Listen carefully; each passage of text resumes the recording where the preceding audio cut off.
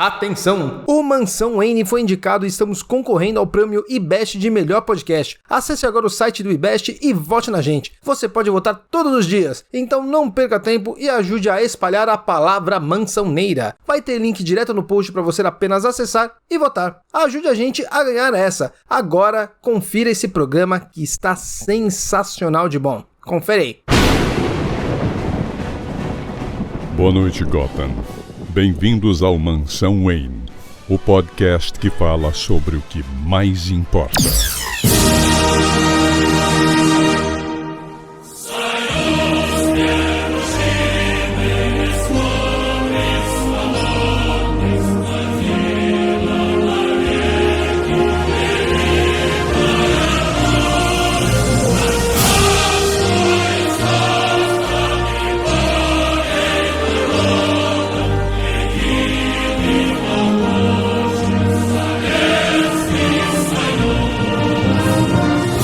Gotham, bem-vindos a mais um podcast Mansão Wayne, o podcast que fala sobre o que mais importa. E hoje a gente vai falar aqui sobre uma história que a gente gosta muito e é mais uma dessas que a gente não lê há muito tempo. A gente vai falar sobre Superman entre a foice e o martelo. E para isso a gente trouxe um cara que é talvez um dos maiores especialistas sobre todo o contexto histórico que cerca essa história no momento. Nosso amigo diretamente do canal História Cabeluda, Gustavo Gaiofato. Tudo bom, Gustavo? Opa, boa noite, tudo bem, Carlos? Muito maneiro estar aqui e muito obrigado pelo convite. Pô, a gente que agradece a sua presença aqui, que vai dar uma embasada histórica que acho que ninguém nunca teve nesse quadrinho. Talvez nem o autor, vamos ver. Provavelmente não. Com certeza não tem. Eu acho que ele teve uma visão histórica embasada, pena que era embasada pro lado errado, né? Mas é isso, vamos que vamos. Exato. Vamos que tem muita história pra contar aqui. E aqui também, nosso camarada Bud, Leonardo Vicente, tudo bom? Tudo bom, direto aqui do Gulag. E também o vizinho de Gulag, Thiago Brancatelli. Finalmente nós temos um historiador para corrigir todos os erros cronológicos que a gente comete por aqui. O já tá em todos os programas. Historiador para falar, não, na verdade o Superman apareceu na edição. Não, mentira, isso aí é a gente que é mal. Não, é consulta de data, né? Historiador, fala aí o que aconteceu em 1726.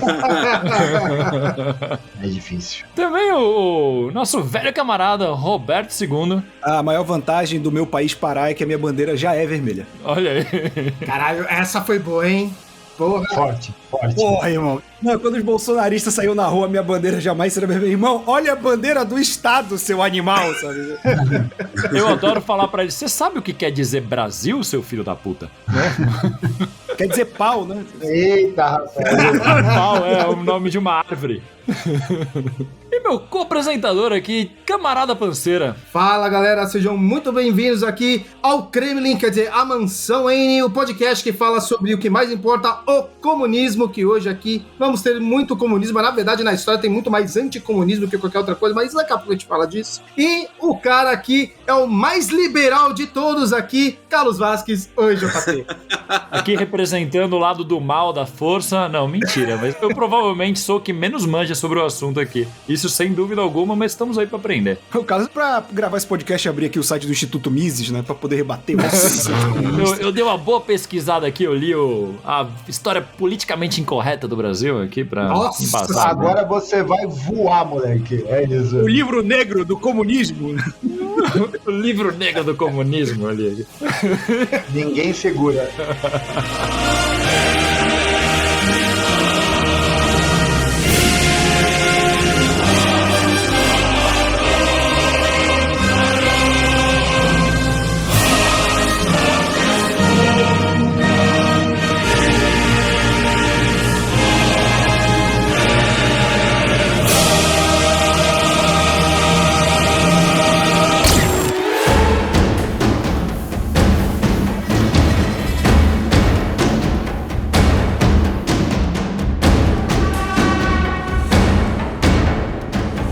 Eu queria começar falando aqui, porque eu tô em mãos com a edição encadenada da Panini. Boa. E tem uma capa bem bonita, né? Ó, Gustavo, você que... Não sei se você chegou a ver a capa desse daqui. Forte. Dessa edição. Eu acho bonitas as capas todas, cara. Tanto do encadernado quanto da minissérie. São todas muito bonitas, cara. E lembrando que essa aqui é uma obra do Mark Millar, que é conhecido como o cara que não sabe escrever finais. Sim. Que é escocês. Acho que é interessante dar esse contexto. Sim, eu acho interessante. É. E eu queria até a visão. O Gustavo leu ontem. O Carlos falou que mudou muito a visão da primeira. Acho que uma coisa que eu vejo muito debate, inclusive porque teve animação, né, que trouxe uma luz sobre esse quadrinho de novo. E que não tem nada a ver com o Não, quadrinho, a história? É animação outra é história horrorosa. com o mesmo nome? Horroroso. A gente viu até junto nessa animação. Sim. O que eu acho interessante é que eu acho que essa discussão do é muito comunista ou é pouco comunista, eu acho que vem por dois fatores. Um, porque as pessoas não sabem o que é comunismo, né? Isso já ajuda bastante nessa discussão. E outra que pode ser uma visão anticomunista, mas uma visão anticomunista britânica, que também é anticomunista, mas é diferente da visão americana, né? Então, tipo assim, porque o inglês, ele também lutou contra o comunismo, mas ele não quer dar o braço a torcer de concordar com o americano. Então ele tem uma visão meio tirada de sarro também dos americanos nesse gibi. E eu acho que isso que passa a impressão, porque a maioria das pessoas não tá acostumada a ler obra que critique os Estados Unidos, de que tem um viés mais favorável ao comunismo do que outras obras, por exemplo. Tem um equilíbrio, né? Porque como eles criticam os Estados Unidos, né? como o vilão americano, então, é equilibrado.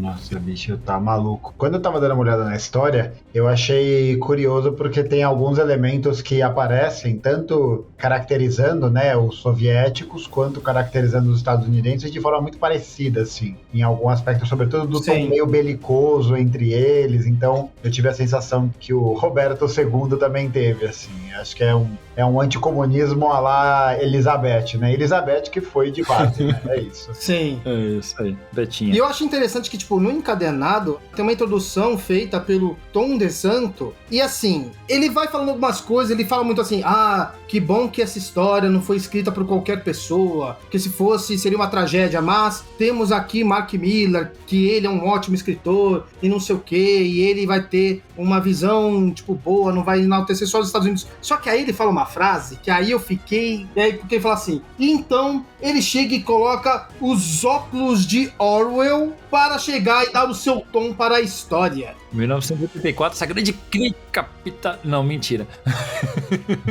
Pois é. A utilização de Orwell é um clássico, assim, né? Ainda mais pensando que o cara era realmente do Império Britânico, né? Ele era um autor inglês, então acho que tem um apelo muito forte, sobretudo nessa questão que tange a forma como a literatura internacional, a literatura consagrada internacionalmente vai produzir, né? Acho que ele meio que dá essa volta na teoria da ferradura, né? Tanto que no quadrinho, se não me engano, no final da primeira parte, né, aparece o Superman indo falar com a senhorinha na fila do negócio, e aí dá um pouco a entender que ao mesmo tempo que o Superman, ele tá ali, né, lutando contra... Ele nem tá lutando contra o imperialismo estadunidense, né? Mas existe um grande medo dos Estados Unidos em torno da figura, né? Então acho que quando ele pontua o Superman, tanto, né, trocando uma ideia ali com a tiazinha, e ele falando, não temam, não tenham mais fome, nem medo, e ele sai voando de Moscou, eu acho que tenta criar um pouco dessa atmosfera meio de, os dois governos são uma merda, né? Os dois governos são ruins,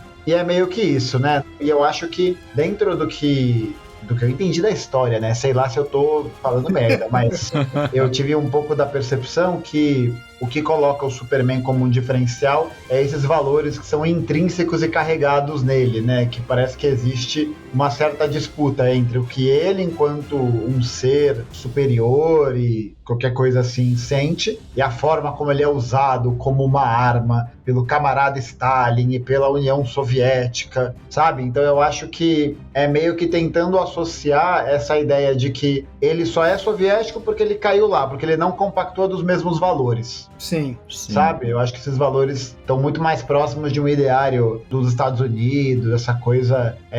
sonho americano, assim.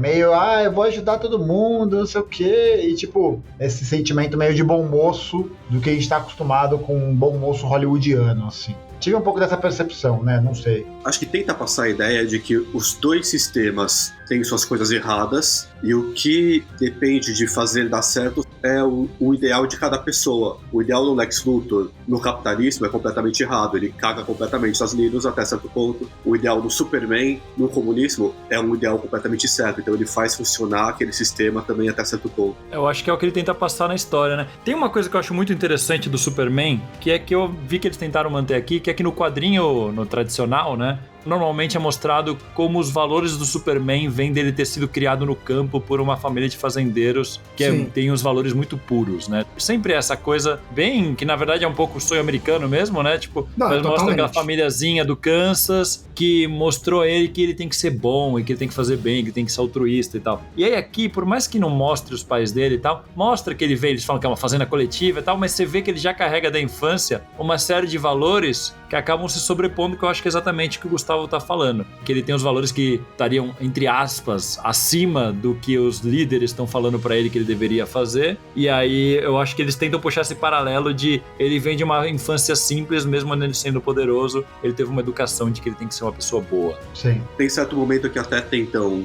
colocar o Superman como líder, e ele fala que ele não é um líder, ele é um worker, né? Ele é um proletário, ele é um operário. Isso. Que é o que se baseia, até onde eu sei, a doutrina, o pensamento comunista. Então acho que daí vem a pureza dele também. Ele é um cara mais preocupado com a justiça social do que com uma disputa de poder, porque ele vem dessa origem mais operária, mais proletária. E eu acho que é por isso, normalmente batendo naquela tecla que o Gustavo também falou, que é o Mark Miller, ele coloca, que é uma visão condescendente do comunismo, né, que o comunismo funciona na teoria. Perfeito. O Superman seria essa teoria. Ele funciona como algo que não existe, mas que quando ele assume a União Soviética de fato se torna essa potência, essa utopia comunista. Superpotência, né? Eles gostam de colocar aqui superpotência e o asterisco do lado.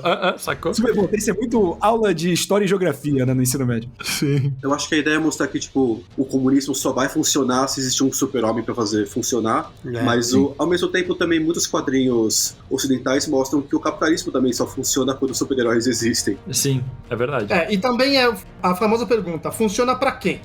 Sim. Né? Eu acho que um ponto importante dessa luta de capitalismo contra o comunismo na HQ, eu concordo completamente com esse negócio que só funciona porque tá o Superman lá e mesmo assim até certo ponto, né? Mas a escolha do Luthor como a contraparte do lado capitalista é interessante, que embora ele se torne lá pra frente o presidente dos Estados Unidos e durante toda a história ajude o governo americano, a motivação dele não é provar que o capitalismo é melhor que o comunismo. Ele só quer provar que ele é superior ao Superman, né? Sim. O Luthor em si também não está preocupado com o lado político. Ele só quer falar que ele é o foda. Sim. Isso é uma interpretação do Luthor que eu gosto. Que é tipo, o Luthor poderia resolver todos os problemas do mundo. Ele é super inteligente. Tem uma hora que ele tá assim, olhando a televisão, aí a Lois vem, por que tá no mundo? Ele, não, eu tô querendo aprender a ler lábios. Eu percebi hoje de tarde que eu não sabia fazer isso. E tipo, pra mim essa visão de gênio do mal é a parada que funciona. E quando ele de fato coloca os Estados Unidos pra funcionar como uma potência contra a União Soviética que tá dominando tudo, você vê, cara, você podia ter feito isso, sabe? Isso foi mesquinharia que você não fez. Esperou 50 anos pra fazer isso, né? É burguês, né, eu cara? adoro o fato de que o Luthor, ele realmente pode resolver todos os problemas do mundo. Ele só não faz porque ele é muito mesquinho, cara. Eu adoro essa visão que colocam no personagem. No quadrinho tradicional mesmo, tem muitas vezes que... Eu lembro de uma história que tem, que nem é uma história tão boa assim, mas que mostra que o Luthor pega uma pessoa que tá doente, e aí o pessoal fica, porque você só pensa em você mesmo, você nem é tão inteligente assim. Aí ele vai, cura a pessoa, mostra pra todo mundo que ela tá bem, e devolve a doença pra ela. Só pra ele mostrar que ele pode, se ele quiser. Aí tipo, caralho, bicho, que filho da puta, né? Isso do Luthor não demonizar o comunismo e só querer mostrar que ele é superior ao Superman, eu acho que tem uma parte na HQ que resume o real problema dos Estados Unidos com o comunismo, que eu não sei se é a Lois ou a Lucy que falam que, tipo, são dois demagogos brigando, e daí uma delas fala, o Lex pelo menos é um demagogo que fala inglês. É verdade. Então a questão não é demonizar o comunismo ou saber qual sistema é melhor que o outro, é só você, tipo, mostrar a superioridade do seu país, não do seu sistema, mas do seu país. É um papo meio nacionalista mesmo, né? Mas também veio com uma lógica bastante individualista, vocês não acham? Não, total. Sim. Com Lex não tem como não ser, né? Mas eu acho interessante, eu acho que eles conseguiram puxar os paralelos do que os personagens significam sem descaracterizar demais, achei interessante. Uma coisa que eu acho legal nesse quadrinho, eu li na época que saiu, que eu lembro que eu fiquei meio chocado, caralho, tô lendo um quadrinho, teve um impacto fodido na época e continua sendo muito falado, na época que sai, achei bem interessante, e cada edição conta uma história bastante fechada nela mesma, tanto que quando você passa da primeira pra segunda, você fica, eita, pulei alguma coisa aqui, e da segunda pra terceira também, dá uma impressão de que você pulou alguma coisa. Pulou, né? Uns 20 anos de história, né? De uma mas ele fica na entrelinha, né? Eu acho interessante esses saltos que ele dá pra mostrar momentos diferentes, e inclusive é uma coisa que eu queria perguntar pro Gustavo, se esses saltos que ele dá no tempo é alguma coisa que é baseado no que realmente existiu de... Eu sei que a União Soviética teve períodos diferentes e tal, é algo que se reflete nisso ou não? É só uma piração da história pra mostrar como foi evoluindo ali e não tem nenhum paralelo na realidade. Eu acho que é uma pira da história para reforçar um elemento fundamental assim da narrativa sobre a União Soviética de uma forma geral, que é perceber o quanto o Estado soviético foi se fechando ao longo do tempo,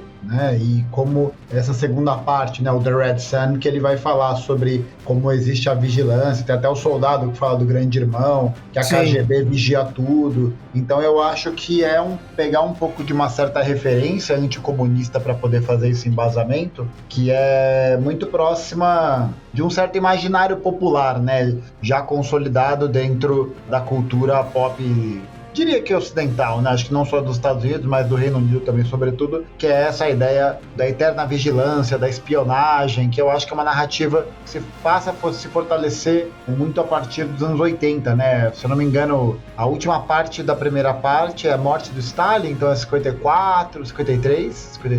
53. Aí dá 20 anos, então deve ser 73, 74, que é um momento que até na história dos Estados Unidos existe uma grande crise que se alastra de várias formas, né? Você tem o escândalo de Watergate, você tem na história, né? Na história, não na história dos quadrinhos, na história da história, não é mesmo, né? Você tem na história real. Nessa história que importa um pouco menos, que é o mundo real. Exatamente. Aí nos anos 70 você tem a crise do petróleo, você tem a derrota na Guerra do Vietnã, você tem todo um período de decadência assim, do poder dos Estados Unidos na história verdadeira. Uhum. E eu acho que ele reflete isso quando ele mostra dessa grande ascensão da União Soviética, que ficam só dois lugares, né? Os Estados Unidos e o Chile. Achei muito curioso isso, cara. Eu ia chegar nisso pra falar com você, porque 73 é quando cai Allende, não é? Exatamente. Então eu acho que ele tá dialogando com essa perspectiva. É o governo satélite dos Estados Unidos na América do Sul. Exato. Dá um contexto aí pra gente que é burro e não sabe o que é isso? O que acontece é que o Chile tinha um governo, né, socialista popular, democrático popular, que era tocado pela frente, uma frente que chamava Unidade Popular, e aí tinha como presidente o Salvador Allende, que era do Partido Socialista Chileno. E aí era um governo popular que estava construindo socialismo sob bases democráticas e nacionalizando empresa e tudo mais, né? E aí em 73 ele nomeia, na verdade, né, o Pinochet como chefe do Estado-Maior do Exército. O Pinochet foi nomeado pelo Allende. Que loucura. Porque existia essa perspectiva de que era necessário milicizar a população, sabe? Meio que construir um exército de caráter popular, mas aí o Allende ainda flerta com as Forças Armadas, tal, com essas lideranças, aí ele nomeia o Pinochet. Acho que em 73 mesmo. E aí, grande erro. Porra, não, ali o erro do Allende não foi dar AK-47 pro vizinho. Esse foi o erro do Allende. Foi ali que foi onde ele capitulou. E o interessante é pensar que foi no dia 11 de setembro que acontece, né? Ah, já ouvi disso. Olha aí. 11 de setembro de 73, né? O 11 de setembro que ficou esquecido. E aí, nesse dia, o exército chileno invade Santiago e toma o poder. E tem caças da Força Aérea Chilena, caças importados dos Estados Unidos, que bombardeiam um palácio La Moneda quando o Salvador Allende estava lá dentro, resistindo ao golpe de Estado. E aí o Pinochet é colocado como o governo fantoche dos Estados Unidos, praticamente. Inclusive, curiosidade aqui, o Paulo Guedes trabalhou e estudou no Chile na época do Pinochet, né? Sim. Paulo Guedes, que hoje elogiou Fernando Haddad na condição econômica do governo Lula, hein? Muito bom aí, parabéns. Elogiou, falou que Haddad é um liberal enrustido. Eu discordo, eu não acho que é enrustido, não. Não, é isso aí, gente. Perdão, não sei se essa era a pauta, mas eu tô puto, entendeu? É isso. Divirta-se. Estamos. E aí o Chile foi meio que o laboratório neoliberal dos Estados Unidos. E aí tudo que mais tarde o Reagan e a Thatcher vão aplicar e pensar como ideologia econômica veio no Chile primeiro, né? Veio no Chile, que se torna esse lugar que, enfim, né? É um estado que é completamente devastado pelas condições sociais. Então por isso que eu acho que o Chile tá aqui, né? Eu acho que ele tá aí porque me parece que eles já haviam sofrido o golpe de Estado, né? E eles não reconhecem a União Soviética porque, foda-se, né? É isso, porque não tem autonomia política pra isso. Aqui fica bem claro que quem mandou esses caças foi o Lex Luthor, né? Uma parte da história que a gente não conhecia que agora a gente descobriu. Foi o Lex Luthor que deu o golpe no Chile. perfeitamente. É que nessa parte ele já tava trabalhando junto com o Jimmy na CIA, né? Exatamente. Sim. O Jimmy Olsen é vice, Isso é né? uma coisa que eu achei curiosa no quadrinho, agora que a gente vai entrando um pouquinho mais na história. O Mark Millar, ele pegou alguns personagens e manteve no contexto tradicional, a Lois Lane lá no Planeta Diário, o Lex Luthor nos Estados Unidos. Jimmy Olsen, ele deu uma mexida, mas continua nos Estados Unidos e tal. E teve outros personagens que ele fez um paralelo na União Soviética, né? Ele criou uma versão soviética, como aparece com o Batman. Ele fez a Ucrânia virar Smallville, né? Foi. É verdade. É o que o Putin tá fazendo agora, inclusive. A Smallville bombardeada por meteoro, né? Ó o humor. Quem não tá vendo a cara que o Gustavo fez com esse comentário foi maravilhoso. O Batman, se eu não me engano, em nenhum momento fala que ele é o Bruce Wayne, né? Então pode ser qualquer Não fala, criança não que fala. teve os pais assassinados na Rússia. Isso. Eu acho uma pena, porque o Jimmy Olsen, o Alana, o Pete Rose, eles meio que quebram o efeito borboleta que podia ter, né? Tipo, Sim. o prego, assim, É meio verdade. que quebra isso. Eu gosto disso, porque esse núcleo próximo de Smallville ser na Rússia faz sentido, e eu acho que o Batman também ser cai um pouco naquilo que a gente fala dos super-heróis, né? De eles terem surgido por causa do Superman. O Batman, nesse caso, por causa de um texto horroroso, que foi o Piotr, né? Esse filho Inventado do Stalin. Não, esse filho do Stalin, o meu cu caiu da bunda, velho. Esse foi meu grande choque, viu? Porque eu achava que era real esse personagem e eu achava muito estranho. Eu falava, pô, como que eu nunca ouvi falar nisso, né? Não, e o pior é o lance do filho bastardo, né? Ah, eu tenho milhares de filhos. Caralho, parça, o Stalin mal saía de casa, velho. Você vai falar isso? Quem vivia bom vivan, gostava de um vinhozinho, era o Marechal Tito da Iugoslávia. O Stalin tinha essa coisa da disciplina, do modo meio espartano de vida, que não tem luxo, que deve ser uma vida horrível, chatíssima, né? Mas tudo bem, sim, né? sim. O Tito tava lá no bunda lelê e o Stalin aqui. Não, vamos tentar. Não, a Que disciplina. isso? Stalin tá em cima da Hipólita no gibi, pô. Mas querendo defender o Stalin, a Hipólita é a Mulher É uma Maravilha deusa, da época, né? Porra, pelo amor É de uma Deus. deusa, é verdade, é É verdade. uma beleza E grega. não é metafórico, né? É isso, não é uma deusa metafórico. Exatamente. Uma das coisas mais legais desse gibi são os uniformes, cara. Tanto do Superman quanto da Mulher Maravilha com as lindo, cores né? da União Soviética. O Batman Coffee, né? Que inclusive é legal o Batman Coffee, que é anarquista, que esse nome, ele não é citado em nenhum momento do gibi. Esse nome é dado porque nas edições que tem os desenhos O extra. do David Johnson, ele anota do lado dos rascunhos Batman Coffee. É uma piada dele que acabou virando o nome oficial. Sim. Quando sai boneco, quando sai variante, é esse o nome que é usado pela DC. Não sabia disso. Batman Coffee. Como seria Batman em russo? Alguém sabe? Acho que Batman. Batman. Camarada Batman. É, eu acho que Batman é. Se Batman em português é Batman, Não é, tipo isso. Ah, como é que é Gustavo em russo? É Gustavo. Não, mas o Batman, pô. E no Brasil, antigamente era morcegomem. Vocês me respeitam. Ó, Gustavo. Batman Coffee, ó que da hora. Ah, Batman. É muito legal esses rascunhos, cara. Só queria lembrar uma coisa antes da história, que eu lembrei agora, que eu li uma entrevista do Miller, né? Falando de onde ele tirou a ideia. E antigamente, antes dos Elseworlds, que é o caso dessa história, tinha aquelas histórias imaginárias da DC, né? E várias delas Sim. era com um bendito foguete caindo em outros lugares, né? E o Miller leu uma, que acho que é do começo dos anos 60, que o foguete caiu em águas internacionais e isso causa uma briga entre vários países pra pegarem o Superman. E foi daí que ele foi ter a ideia. Pô, essa trama é interessante, hein? É boa mesmo. Provavelmente devia ser uma bobeira a história da época, mas a trama é interessante. Sim, era uma história idiota, aquela história de 18 páginas que resolve tudo, mas... Como que é aquela história que o Superman acaba com todas as guerras do mundo, que é a famosa? Que ele pega o Hitler e o Stalin e leva pra uma Isso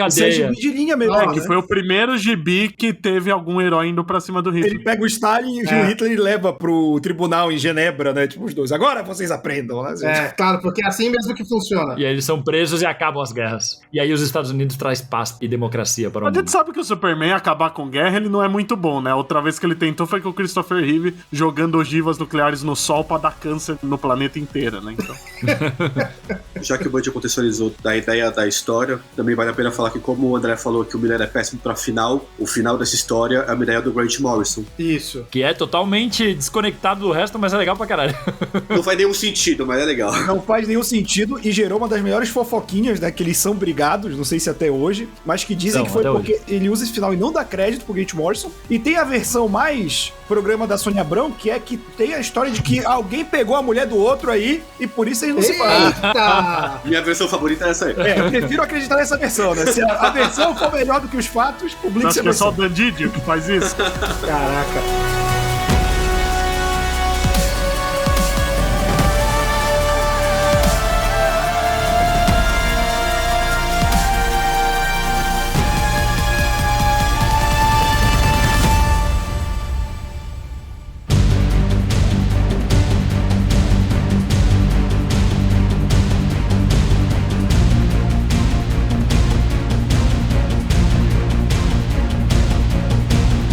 Então vamos aí, cara, você que tava puxando aí pra gente falar da primeira edição, porque é interessante que a primeira edição dá a entender que é dos anos 50. Sim. Tipo, é anunciado que a União Soviética tem um super-homem ali, que ele é... Daí começa a se ver, ele é prova de balas, ele voa e não sei o quê. Uma curiosidade sobre essa apresentação que eu acho muito legal, toda a narração que eles fazem sobre a apresentação do Superman é exatamente a mesma narração da série dos anos 50 do Superman de TV.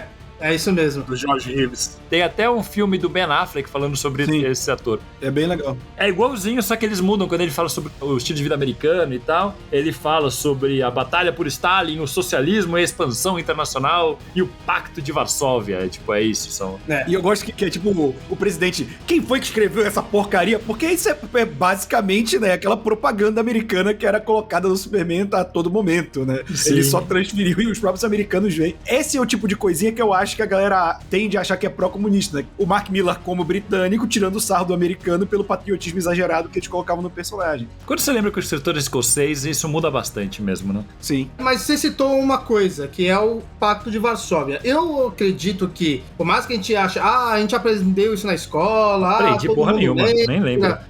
Não sei o que, a gente consegue explicar. Bom, Gustavo, você pode dar uma pincelada sobre o que foi? Explica agora em 4 palavras o Pacto de Varsóvia. E um tweet.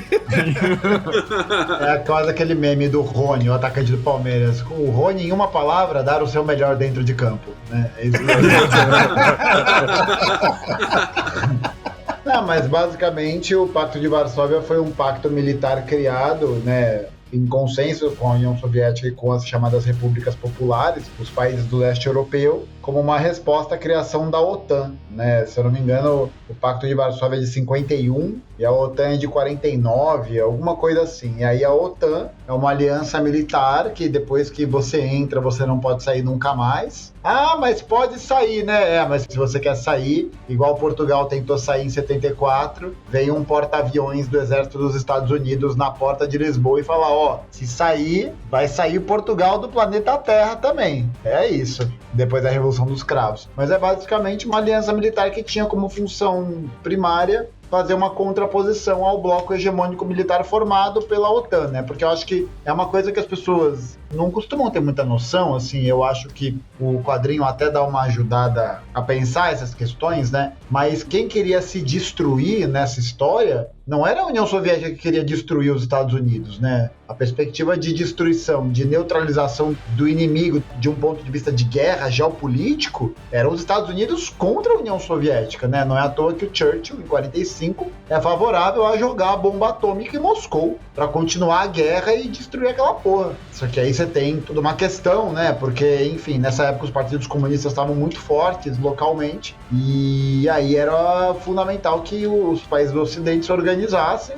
né, de forma militar para poder garantir sua hegemonia, né? Não é à toa que um retrato disso, que fica muito evidente de como esse caráter bélico ofensivo vem por parte da OTAN, é porque aquele outro merda do Mikhail Gorbachev, aquele corno, antes de morrer, fez ali um tratado de aperto de mão, porque era um reformista filho da puta, era um liberal desgraçado, que aí ele prometeu, meio que na amizade, né, para a OTAN, né, se expandir só até a Áustria. E aí, de 91 para frente, vários países entraram na OTAN, inclusive agora a guerra da Rússia e da Ucrânia é uma consequência desse processo também. Então, Pacto de Varsóvia meio que surge como um pacto contra-hegemônico a essa perspectiva. E é que ele acaba entrando um pouco nessa lógica de uma aliança militar, de uma aliança estratégico-militar para poder proteger o território das repúblicas populares, né, das democracias populares do leste, para poder facilitar intervenção em processos revolucionários, como foi o caso, por exemplo, de Angola,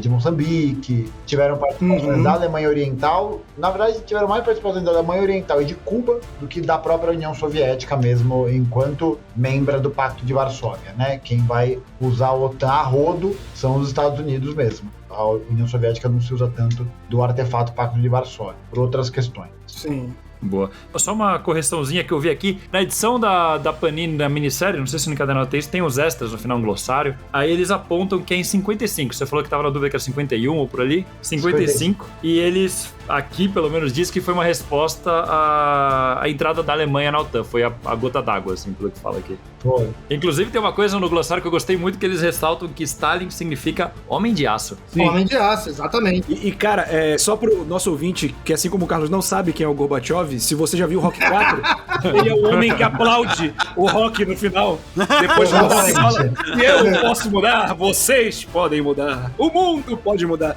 E esse final é caralho, não, cara. Porra, eu fiquei com raiva de torcer pro Rock, viu? Eu fiquei com raiva, velho. Nossa, if he dies, né? É isso, que saudade de um lutador soviético frio como um bloco de gelo, né? Cara, eu lembro que eu tinha um professor de história no ensino médio que ele falava que Rambo era um dos filmes americanos mais anti-soviéticos. Professor, Rock 4, pelo amor de Deus, cara. Rock 4 é propaganda americana pura, assim, é muito engraçado. É um documentário, pô. Mas eu acho que o que tem o molho ali da contradição geopolítica, sem dúvidas, é Rambo 3. Que Rambo 3, que é a história do Afeganistão, no final do filme aparece: dedicamos esse filme aos bravos guerreiros mujahidins, que mais tarde vão se tornar o Talibã, a Al-Qaeda, né? Tudo isso. Bacana. Nossa, é muito bom. O personagem aliado ao Rambo, ele é literalmente o Bin Laden. Exatamente. Eu tava comentando com o André esses dias que agora entrou na grande mídia americana essa série de editoriais se perguntando como os Estados Unidos deixou que o George Bush liderasse o país para a guerra ao terror. Aí eu falo, caralho, eu estou testemunhando a história que eu no meu tempo de vida vi os Estados Unidos iniciar uma guerra e agora eu já estou vendo o processo dele fingir que a população não apoiou isso e que foi coisa de um líder. Quando eu via do Vietnã, beleza, né? Não, os presidentes mandavam os pobres soldados. Agora eu tô vendo ativamente os caras fingindo... A gente viu, né? E se fingindo de desentendidos, cara. Puta que pariu. Não, é inacreditável, né? Aquele negócio, quando o filho faz merda, ninguém é o pai, né? É isso. Exato. O pai fugiu e saiu pra comprar cigarro, né? É isso. Inclusive, na segunda edição é muito bom que o Lex Luthor tá fumando um cigarro que é da União Soviética, né? Ele vai botar assim no bolso, aí tá a foice e o martelo, assim. Verdade. Esse exercício de imaginação do Mark Millar eu acho muito legal, que, por exemplo, o Superman tá conversando com a Mulher Maravilha, e aí ele pergunta, e aí, como é que tá os Estados Unidos, né? Porque ela, como diplomata, visita os dois países, ela fala, horrível, é 1978 e você ainda tem crianças dormindo na rua, não sei o quê. E aí corta pra Lois falando com o Lex, e ele falando, o presidente JFK e a sua segunda esposa, Norma Jean, né, que é o nome civil da Marilyn Monroe, nos chamaram pra ir jantar e tal, ele tem um negócio aí de um OVNI que ele quer me mostrar. Eu acho legal dele falar isso, porque tem a grande lenda urbana, né, de que o JFK comeu a Marilyn Monroe na Casa Branca. A família Kennedy inteira, aliás, né? Exato. Que aí ele nunca foi morto, né, e aí ele teve um segundo mandato, só que aí o lado mais mulherengo dele veio à toa e ele casou de novo. Eu gosto dessa visão, tipo, esse exercício de história de imaginar as pequenas coisinhas que vão mudando, eu acho legal. História alternativa mesmo, né? Não só ele não foi morto, mas quem foi morto foi o Nixon, né? É verdade. É tipo no Watchmen, né, que o Nixon tem 3 mandatos. Sim. Uma coisa que eu queria comentar aqui, também que é no início, é como surge o Batman, né? Porque quem ouve a gente já tá cansado de ouvir a gente falar da origem do Batman, de como que foi, né? Mas aqui, o que acontece? Tá o Superman e o filho falso do Stalin aqui. Piotr Kozlov. Pete Ross russo. É. O Pete russo. É o Pete Russo. Pete Russo. Nossa, Pete Russo. Isso aí. Dirigiu Vingadores, né? Que bom insight que o EJ teve agora, né? É, né? É. E aí, assim, o que acontece? Ele, tipo, vai lá, ele fala assim, tipo, você não sabe o trabalho que eu tive que fazer, né? Aí ele conta que ele foi até uma casa que matou 2 pessoas e fala que ali ficou um garoto e que tinha um olhar que ele falou, cara, eu nunca vou esquecer o olhar dessa criança. Era um olhar frio, um olhar congelante, assim. E a gente vem a descobrir que, como é aquilo que o Carlos falou, entre a primeira edição e a segunda se passam 20 anos. E a gente vê que esse menininho, ele se torna o Batman dali. Sim. Ele vai explodir o Museu Superman e outras partes ali, porque ele é contra isso, ele carrega essa raiva, justificável nesse caso. Mas aqui também ele reforça um ponto também de anticomunista de que, tipo, eles matam a rodo, não importa o que for, se você não segue o regime, é isso que você tem, e não importa se você é uma criança, você vai sofrer. Mas não é isso aí que tem que fazer, não? Não é verdade? Além daqui comunista come criancinha, né? Vocês são contra? Ele nem comeu, ele deixou fugir a criança, pô. Olha lá, ele nem comeu a criança, deixou a criança viva. Dando um tiro nela. Horrorosa, fica brincando com a comida, né? É isso. Pô, ele deixou o café da manhã fugir, vocês ainda estão criticando? Até quando esse tipo de coisa? Esse ponto é interessante de que a gente volta no negócio do Superman ter os mesmos princípios de sempre, né? Que tudo que eles mostram a União Soviética dando errado nunca é culpa do Superman. Sim. Ele sempre se opôs, né? Ele sempre olhou com uma cara de não deveriam ter feito. A KGB, no comando do filho do Stalin, faz essas barbaridades, o Superman é contra. Quando ele faz alguma cagada, é porque ele se sente pressionado pela opinião pública, e depois é o Brainiac manipulando tudo. Nunca é culpa dele. Sim, nunca é culpa dele, é verdade. Vocês acharam interessante a cena da morte dos pais do Batman? Que eles falam porque ele estava fazendo propaganda anticomunista, alguma coisa, estava espalhando umas cartilhas e tal. É meio visão do Mark Miller, porque, tipo assim, ao mesmo tempo que ele fala como se, tipo, os caras estivessem fazendo propaganda, tipo assim, ele bota que são os caras mega simples, assim, e ele não faz assim, tipo, eles não são caras articulados, e também, tipo, olha a crueldade, né? Tipo, esses caras devem ter se posicionado contra o comunismo, não é, tipo, uma grande organização, eles não estão fazendo um grande esquema, digamos assim. Mas também, de certo modo, a gente tá vendo o relato do filho do Stalin, né? É o ponto de vista dele, né? É o ponto de vista... Não é nem o ponto de vista dele, ele pode estar mentindo sobre isso, porque a imagem que mostra é uma dona de casa com uma panela, é um cara simplesão sem fazer nada, e são assassinados lá por ele. Então ele pode estar contando qualquer mentira que o Superman acredita e o leitor também acaba acreditando, não necessariamente representa o que rolou mesmo. Não tinha pensado por esse lado, mas mostra que os pais são tão simples que as pérolas do colar caindo são substituídas por feijão caindo de uma panela, cara. É coisa mais humilde do que isso? Cara, assim, o Mark Miller nunca foi um cara muito sutil, né? Tanto que eu ia até perguntar pra vocês se vocês tiverem expressão, mas a cena do Batman Coffee explodindo tudo é total V de vingança. Ele é um senhor. Atenção, totalmente. Atenção, população de Moscou. Daqui a pouco vai explodir geral, hein? Aí começa. Esse Batman é total V, e não é o V do BTS, é o V do V de vingança. E também acho que o que vai de encontro a que ele pode estar mentindo é que ele tá contando isso pro Superman, e ele não fala que eles são contra o governo, ele fala que eles estão imprimindo panfletos anti-Superman, anti-homenagem ao Superman, na verdade. É verdade. Eles são seus inimigos, viu, Superman? Eu matei, mas são seus inimigos. Ele tenta levar aquilo mais pro pessoal do Superman pra ver se o Superman fica do lado dele, sabendo que nada justifica o que ele fez. Faz sentido. Esse filho do Stalin é mostrado como se fosse um filho da puta, né? Tem a ideia mesmo de criar uma coisa meio geneticamente próximo ali, que fruta podre que vivia com o pai, fruto de uma relação não oficial, e uma pessoa que quer nada saudável, seu lugar do poder, é uma bosta, né? É isso. No final das contas, é puro terrorismo, assim, né? Não é à toa que, enfim, né? A gente até comentou isso, de como até o Superman uma hora vira e fala, não, essa era a forma que Stalin lidava com as questões, não é a mesma forma que eu lido, né? Porque eu acho que esses valores, né, que são teoricamente intrínsecos ao Superman, essenciais a ele, tem muito dessa brisa do valor dos estadunidenses pioneiros, assim, né? Da galera que mora no interior, que é trabalhadora, que acredita no sonho americano e tem uma pureza de coração, né? É quase um colonizador bacana, né? É quase um cara que tem essa brisa. Sim. Ele é tão puro de coração que é burro, né? Porque na primeira parte, o filho do Stalin tá confessando que mandou matar o pai. E aí ele é interrompido justamente porque o Superman ouve o coração do Stalin parando, né? E tipo, pô, é somar 1 mais 1. Eles exageram na ingenuidade do Superman, né, nesse ponto, eu acho. Mas você acha que ele envenenou o pai? Imagina, né? Ele só tava falando, né? Só faltou uma sílaba pra ele completar a confissão, mas o Superman não percebeu. O cara que escuta tudo, né? O cara que escuta tudo. Tem isso. Eu acho que eles exageram na ingenuidade do Superman até pra justificar o fato dele estar seguindo com a doutrina comunista. Sim, acho sim, que pode até um pouquinho de crítica em relação a isso. É, o que eu falei, eles nunca deixam a culpa ser dele. Só sendo muito ingênuo, né? Ai, pois é. Welcome to communism.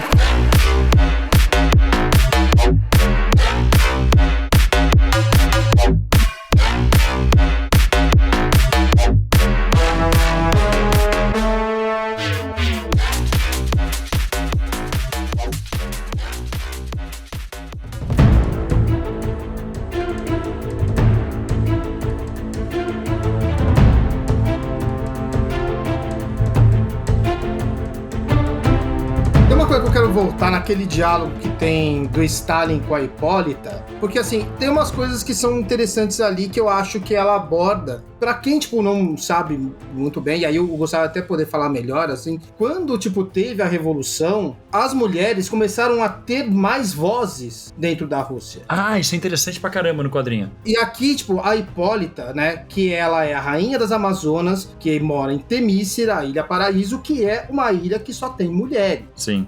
É uma utopia feminista, né? Assim seria, entre aspas. É, exato. Até porque, Gustavo, não sei se você sabe, o criador da Mulher Maravilha, ele era um cara extremamente feminista. Ele falava que a mulher era tão foda que o homem deveria ser submisso a ela. Ele falava desse ponto. Cara, ele ia pra misandria, assim. Ele era um cara que ele acreditava que se o mundo fosse liderado por mulheres, o mundo seria um lugar infinitamente melhor. Assim. Eu concordo. Eu também concordo, Sim. mas era a ideia dele. Inclusive, ele era casado com 2. É, ele era casado com 2, exatamente. Caralho, velho. Elas ficaram juntas até depois dele morrer, elas ficaram juntas. Então, Ficaram mais 40 anos depois dele morrer, continuaram o casamento as duas. Caralho. É uma história bem legal, a história do criador da Mulher Maravilha. Inclusive, ele é um dos criadores de um dos tipos de detector de mentira, por isso que a Mulher Maravilha tem o laço da verdade. Que bacana, não sabia disso. Tem. Mulher Maravilha é um assunto bem interessante. Essa troca é legal, né? O Gustavo ensina a gente história, a gente ensina besteira de quadrinho pra ele. Exatamente. Pô, legal pra caralho, pai. Você tá maluco, muito foda. E aí, a Hipólita chega e fala assim, tipo, bem, eu devo admitir que os feitos soviéticos no que diz respeito aos direitos da mulher são impressionantes, camarada Stalin. Então, Sim. tipo, é muito interessante exatamente isso, porque da Revolução Russa, o quanto que as mulheres, elas se ergueram. Tá certo que a gente teve participação de mulheres da Revolução, tipo, Rosa Luxemburgo, a Alexandra Kollontai, né, entre outras que o Gustavo vai poder falar melhor, né, que como que foi naquela época, Gustavo, isso das mulheres mesmo, delas conseguirem ter uma voz, obviamente que o machismo não se extirpou da noite pro dia, até porque, né, vem com o que era do regime czarista anteriormente, né, é um legado, vamos dizer assim, mas elas já tiveram uma voz, assim, muito maior do que qualquer outro país tinha. É o primeiro país que permite o aborto legalizado, sempre garantido constitucionalmente. É um dos primeiros lugares que garante o divórcio, licença maternidade. Tem uma série de avanços nesse sentido, né? Porque essa é uma outra coisa que vale a pena reforçar. Os comunistas, eles lutam simultaneamente, né, por várias questões ao mesmo tempo, né? Então, não é só, por exemplo, ter uma noção de hierarquização das opressões, né, ou da dinâmica com que as opressões acontecem. Então, tipo, não é primeiro luta de classe, depois o machismo e depois o racismo. Não, todas essas coisas têm que ser combatidas conjuntamente, parte de um mesmo programa, né? Essa visão que muita gente tem de primeiro a gente vê a luta de classes, depois a gente vê o resto, é uma visão completamente mecânica, assim, desse processo e completamente deturpada, né? Porque a gente vê pela história o quanto os comunistas estiveram juntos e lutando contra essas questões em várias ocasiões, né? Eu acho que, como você citou, a própria Kollontai tem textos muito bons a respeito disso, tem a própria Krupskaya, que era uma pedagoga soviética, e de bônus era a companheira do Lenin. Sim. E você tem essas contribuições que são muito fundamentais, né? E eu acho que o quadrinho... Mas logo em seguida ele diz uma coisa que eu achei engraçado, que é: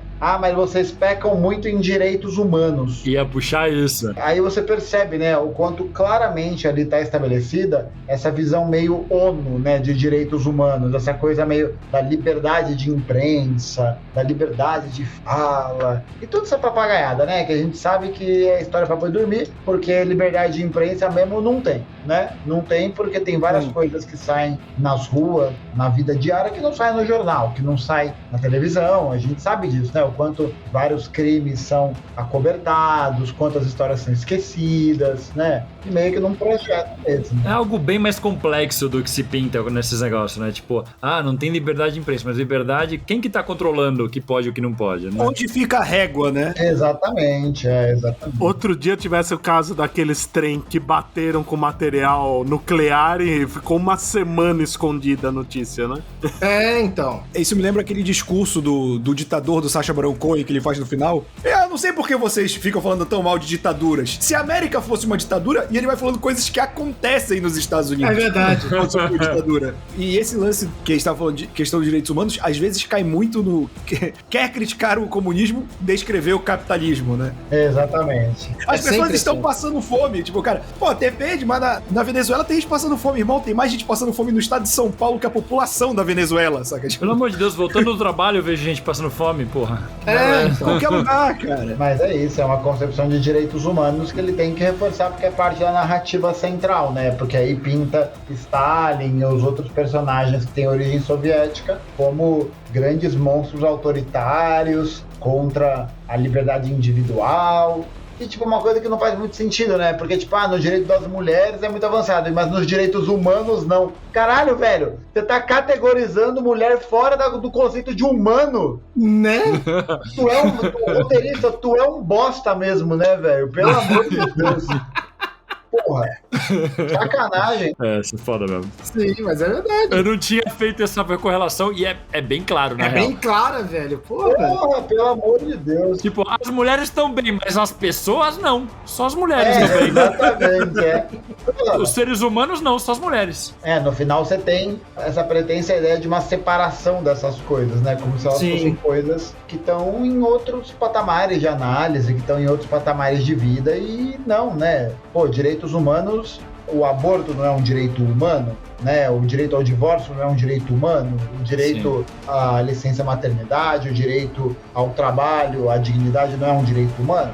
Direito humano é só o quê? Ai, eles me censuraram, ai meu Deus do céu. É isso aí, né? Enfim, eu não vou nem comentar mais, não vou comentar porque vocês vão ouvir muita reclamação depois das pessoas sobre a minha visão particular sobre isso. Pode botar nos comentários aí, galera. Eu quero fazer minhas vezes de pessoa completamente ignorante aqui, mas eu não sou um grande estudioso de comunismo, eu sei o que eu aprendi na escola, e o que eu aprendi na escola eu tenho consciência que foi muito tendencioso. E no Rambo. Não sei, e no Rambo, mas o Rambo não foi tendencioso, o Rambo mostra a vida real.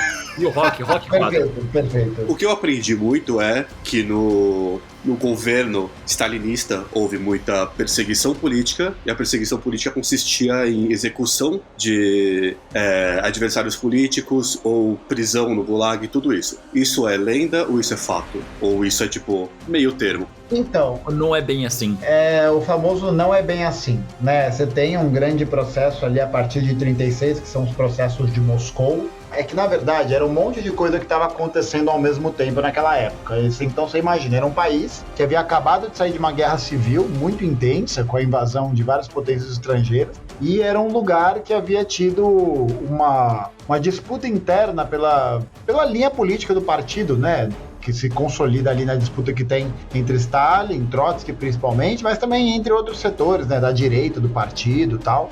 E aí você tem a consolidação da linha, né, do que era a linha marxista-leninista, a linha mais próxima ali das práticas de Lenin. Aí você tem até a ruptura de Trotsky. Então é um período muito conturbado, assim, né? Um período muito conturbado porque você tá pós-guerra civil, tá tudo destruído, tá tudo uma merda. E a União Soviética inicia o seu processo de industrialização, né? E industrialização significa destruição, né? É um processo que é traumático, não é de boa se industrializar, né? Não é tipo um processo ao natural que vai acontecer, todo mundo vai ficar feliz e flores no campo. Pergunta para um camponês medieval, né, do século XVII, como foi a industrialização para ele, que teve a sua terra retirada pelo Estado inglês e foi obrigado a se mudar para uma cidade e vender a sua força de trabalho lá e viver com trocentas crianças e morrer de gripe aos 38 anos de idade. Tipo, é isso, né? É um processo que tem muita violência no meio. E aí, durante esse processo, existiram vários casos de sabotagem à industrialização, existiam vários casos de trabalhadores que muitas vezes, não vou passar pano, porque eu acho que os processos de Moscou não são só responsabilidade de Stalin, inclusive Stalin, ele, em pessoa mesmo, avalia que algumas medidas foram exageradamente colocadas pelo governo soviético, mas não dá para dizer que o governo soviético acertou, né, que os processos não existiram. Eles existiram, eles são documentados, né? Eu acho que é importante dizer isso, mas é um misto de várias coisas, né? Então é um misto dessa sensação de sabotagem, é um misto de dirigentes corruptos dentro da organização do partido que estavam tirando vantagem do sistema, é uma industrialização que a União Soviética, blocada pelos países do Ocidente, não consegue ter suprimentos para poder alimentar a população, tem caos, tem greve, tem um monte de coisa acontecendo. Então, tipo, você tem ali, sobretudo tocado pelo Marechal Yukov, que era um dos homens de confiança de Stalin, que depois vai meio que ser aposentado e vai morrer no esquecimento, mas quem inicia esse processo mais temático, né, de perseguição, de julgamento, é o Yukov, né? Não é tanto na figura de Stalin, claro que Stalin o nomeia, né, e ele tem sua responsabilidade nisso, mas o Yukov é muito mais nisso e é meio que uma histeria coletiva. Então todo mundo começa a achar que tem traidor em tudo quanto é lado. E aí você faz esse monte de denúncia, esse monte de coisa e um monte de gente vai ser processada e tal. Mas assim, nos processos, né, de Moscou, a historiografia típica fala um número absurdo de 7 milhões de mortos nesse esquema. Tipo, de 7 milhões de mortos, guerra civil. Porra, a população da Rússia acabou, né? Você vai ver em 1930, nem lembro aqui quanto que tinha aqui, deixa eu até conferir, pra eu não falar nenhuma merda aqui, porque, né, já basta a Renata Barreto de falar merda. Vamos ver aqui. É que você não viu o musical, né, Gustavo? Não vi o musical. Tipo, a população soviética cresceu de 30 até 33, depois cresceu de 33 até 37, então, tipo, o que a historiografia tradicional coloca é que é um volume muito maior de pessoas do que está registrado. Primeiro. Não que isso queira dizer que não foi muita gente. Exatamente, né? Porque tem uns estalinhos aí, uma galera que pira no bigode do Estalinhos é foda. É, não, tem doido pra tudo, é isso, tem doido, né? Tem gente que acha que o stalinismo é o maior problema do comunismo, tem gente que acha que o trotskismo é o maior problema do comunismo, tem gente que precisa estudar um pouquinho mais, essa é a verdade. Tem gente que precisa estudar um pouquinho mais e sair do pedestal do dogmatismo. Essa é a verdade do materialismo histórico dialético. E aí o que acontece é que são um número de mais ou menos de 700 mil pessoas, que são entre presas, processadas e ou mortas pelo regime. Então, tipo, é um número que é 10 vezes menor. Tipo, e é isso. Você bota na conta. Gente que morreu de gripe, bota na conta. Gente que morreu de ataque cardíaco, bota na conta, tá ligado? Aí você vai ver. Ah, na China de Mao Tse Tung morreram 65 milhões de chineses. Como se o governo chinês tivesse feito um programa para matar 65 milhões de pessoas. E não, se você joga todo mundo dentro do mesmo censo, dentro da mesma estatística, entra tudo, tá ligado? E aí a historiografia anticomunista, muito astutamente, usa isso para criar um grande espantalho, né? É o livro negro do comunismo mesmo, né? Exatamente. O Branco tem um livro muito bom sobre isso, da Wendy Goldman, que não é uma historiadora stalinista, ela se considera trotskista, por isso que, tipo, não tem como dar essa passada de pano pra Stalin, por exemplo, alegadamente. Um livro ótimo chamado Terror e Democracia nos Tempos de Stalin, que ele vai explicar exatamente isso, como é que foi esse processo dos processos de Moscou, da atuação do Yukov, como é que estava a situação dos trabalhadores, como é que estava num panorama geral. É um livro bem bacana e no prefácio ela faz esse balanço historiográfico, esse balanço de pesquisa, né? E eu acho que, só para terminar, tem um outro ponto que é importante, que a gente estuda, né, que o período de Stalin ou da União Soviética é marcado por muita perseguição, malvadão, blá blá. Então, se a gente parar para analisar, né, o juízo que eles fazem é um juízo moral, né, de que é errado matar e perseguir pessoas, o que eu também não acho que é bacana, né, não acho que é legal, que o disclaimer, tá? Só para deixar claro, né? É, exatamente, né? Não pode nem matar e perseguir pessoas mais, tá muito chato o mundo. É capaz de algum desonesto filho da puta falar, olha aí, ó, falou aí, ó. Então, né, pronto, somos testemunhas. Mas pô, num ponto de vista moral, assim, é errado matar, perseguir, pô, os Estados Unidos também matam e perseguem, assim. Não que não seja problemático, mas usa a mesma balança, né? E assim, só pro que o Gustavo falou, aquilo que a gente sempre fala em contexto, e como a gente realmente vê e aprende de uma maneira enviesada, esse lance da paranoia de traidor, os Estados Unidos viveu uma paranoia de comunismo tão grande quanto a União Soviética, cara, de denúncia. Diria até maior. Você tem aqueles documentos que a CIA tem, que tipo, de grande, por exemplo, o Walt Disney, né, que ele ficou maluco quando os animadores dele começaram a se sindicalizar, e ele entrou nesse anticomunismo que tem aquelas páginas históricas, assim, que é a página toda com marca-texto preto, cobrindo todo o texto, aí só tem lá no Walt Disney. E, tipo, toda informação, menos a pessoa, pela lei americana, ela é confidencial. Então, tipo, é todo um documento dele denunciando pessoas e só tá lá, Walt Disney. O resto tudo preto, marcado, sabe? Ou, tipo, a gente sempre coloca esse contexto, botando pra cultura pop aqui, quem já viu aquele filme Jogo da Imitação, que fala do cara que desenvolveu o início da computação. Turing. É muito bom esse filme. O Turing, o filme é maravilhoso. E o filme termina falando que ele foi lobotomizado, que era a técnica médica. Lobotomizado não, ele foi... castrado quimicamente porque ele era homossexual. Isso. E aí, isso era uma técnica médica britânica para lidar com pessoas homossexuais. Então, toda vez que alguém fala, mas na Revolução Cubana lá, os caras eram tudo homofóbicos. Irmão, a Inglaterra, que era um dos maiores exemplos de capitalismo na década de 70, tava lobotomizando, castrando quimicamente o cara que salvou eles dos nazistas, sabe? Então, tipo, essa régua é sempre usada só por um lado, sabe? É isso que eu...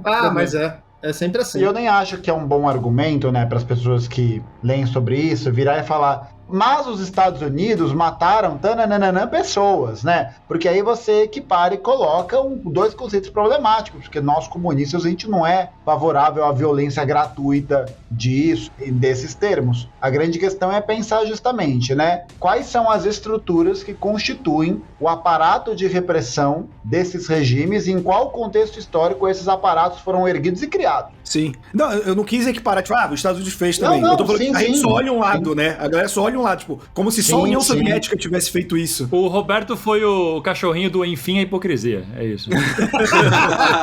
Eu queria ser o cachorrinho do enfim a hipocrisia. Exatamente, Roberto, você tá certo. É porque tem, de vez em quando aparece gente que vai falar sobre isso, né? Mas os Estados Unidos fizeram tananana. E beleza, fizeram. Mas, tipo, qual que é a nossa crítica, né? Pra que lado que vai o nosso apontamento politicamente, né? Não é uma comparação de quem matou mais e quem matou menos, caralho. Exato. Não pode ser isso, né? Senão a gente matou menos, né? Pô, bacana, legal, mas e aí, gente, né? Exterminamos só 3 países. É que nem discussão de internet quando vai falar de política. Não sei quem roubou assim. Aí o outro vem com assim e fala, esse aqui roubou tanto. E fica uma disputa, né? De falando assim, esse fez isso, esse fez aquilo. E não chega em lugar nenhum, né? É que nem nos platôs bolsonaristas, que qualquer coisa que você falava, alguém falava, e o Lula? E o PT? Exato, é isso. Eu gostava na época que, tipo, sei lá, quando tem atentado em algum lugar na Europa, a galera coloca a bandeirinha e fala assim, mas e o atentado em não sei onde na África? Eu falo assim, velho, eu tô em luto desse aqui, que é o que eu fiquei sabendo. Tipo, sobre esse, eu quero me informar também. É tipo o velho no consultório médico, né? Que sempre que alguém fala uma doença, não, mas eu tenho uma muito pior, né? Parece que fica nisso no resto da vida. É a disputa da pior história, né? É isso, é a disputa da pior história. E eu complementar aqui, assim, quem sou eu? Longe de mim querer complementar o Gustavo, né? André é humildade. Quem sou eu? Não, pelo amor de Deus. Não é nem questão de humildade, é questão de conhecimento, né? Mas eu queria indicar aqui um livro que pode ser interessante também, até para entendimento, assim, do Stalin e tudo mais, que é um do Domênico Lossudo, chamado História Crítica de uma Lenda Negra, que é um excelente livro, eu acho que traz pontos muito interessantes, principalmente para quem tem uma visão de Stalin que é completamente enviesada, né, no sentido da coisa que é a maioria das pessoas, né? Vai terminar o livro e falar, Stalin está lindo. É isso, né? A piadinha está lindo, Está lindo. É exatamente assim que termina.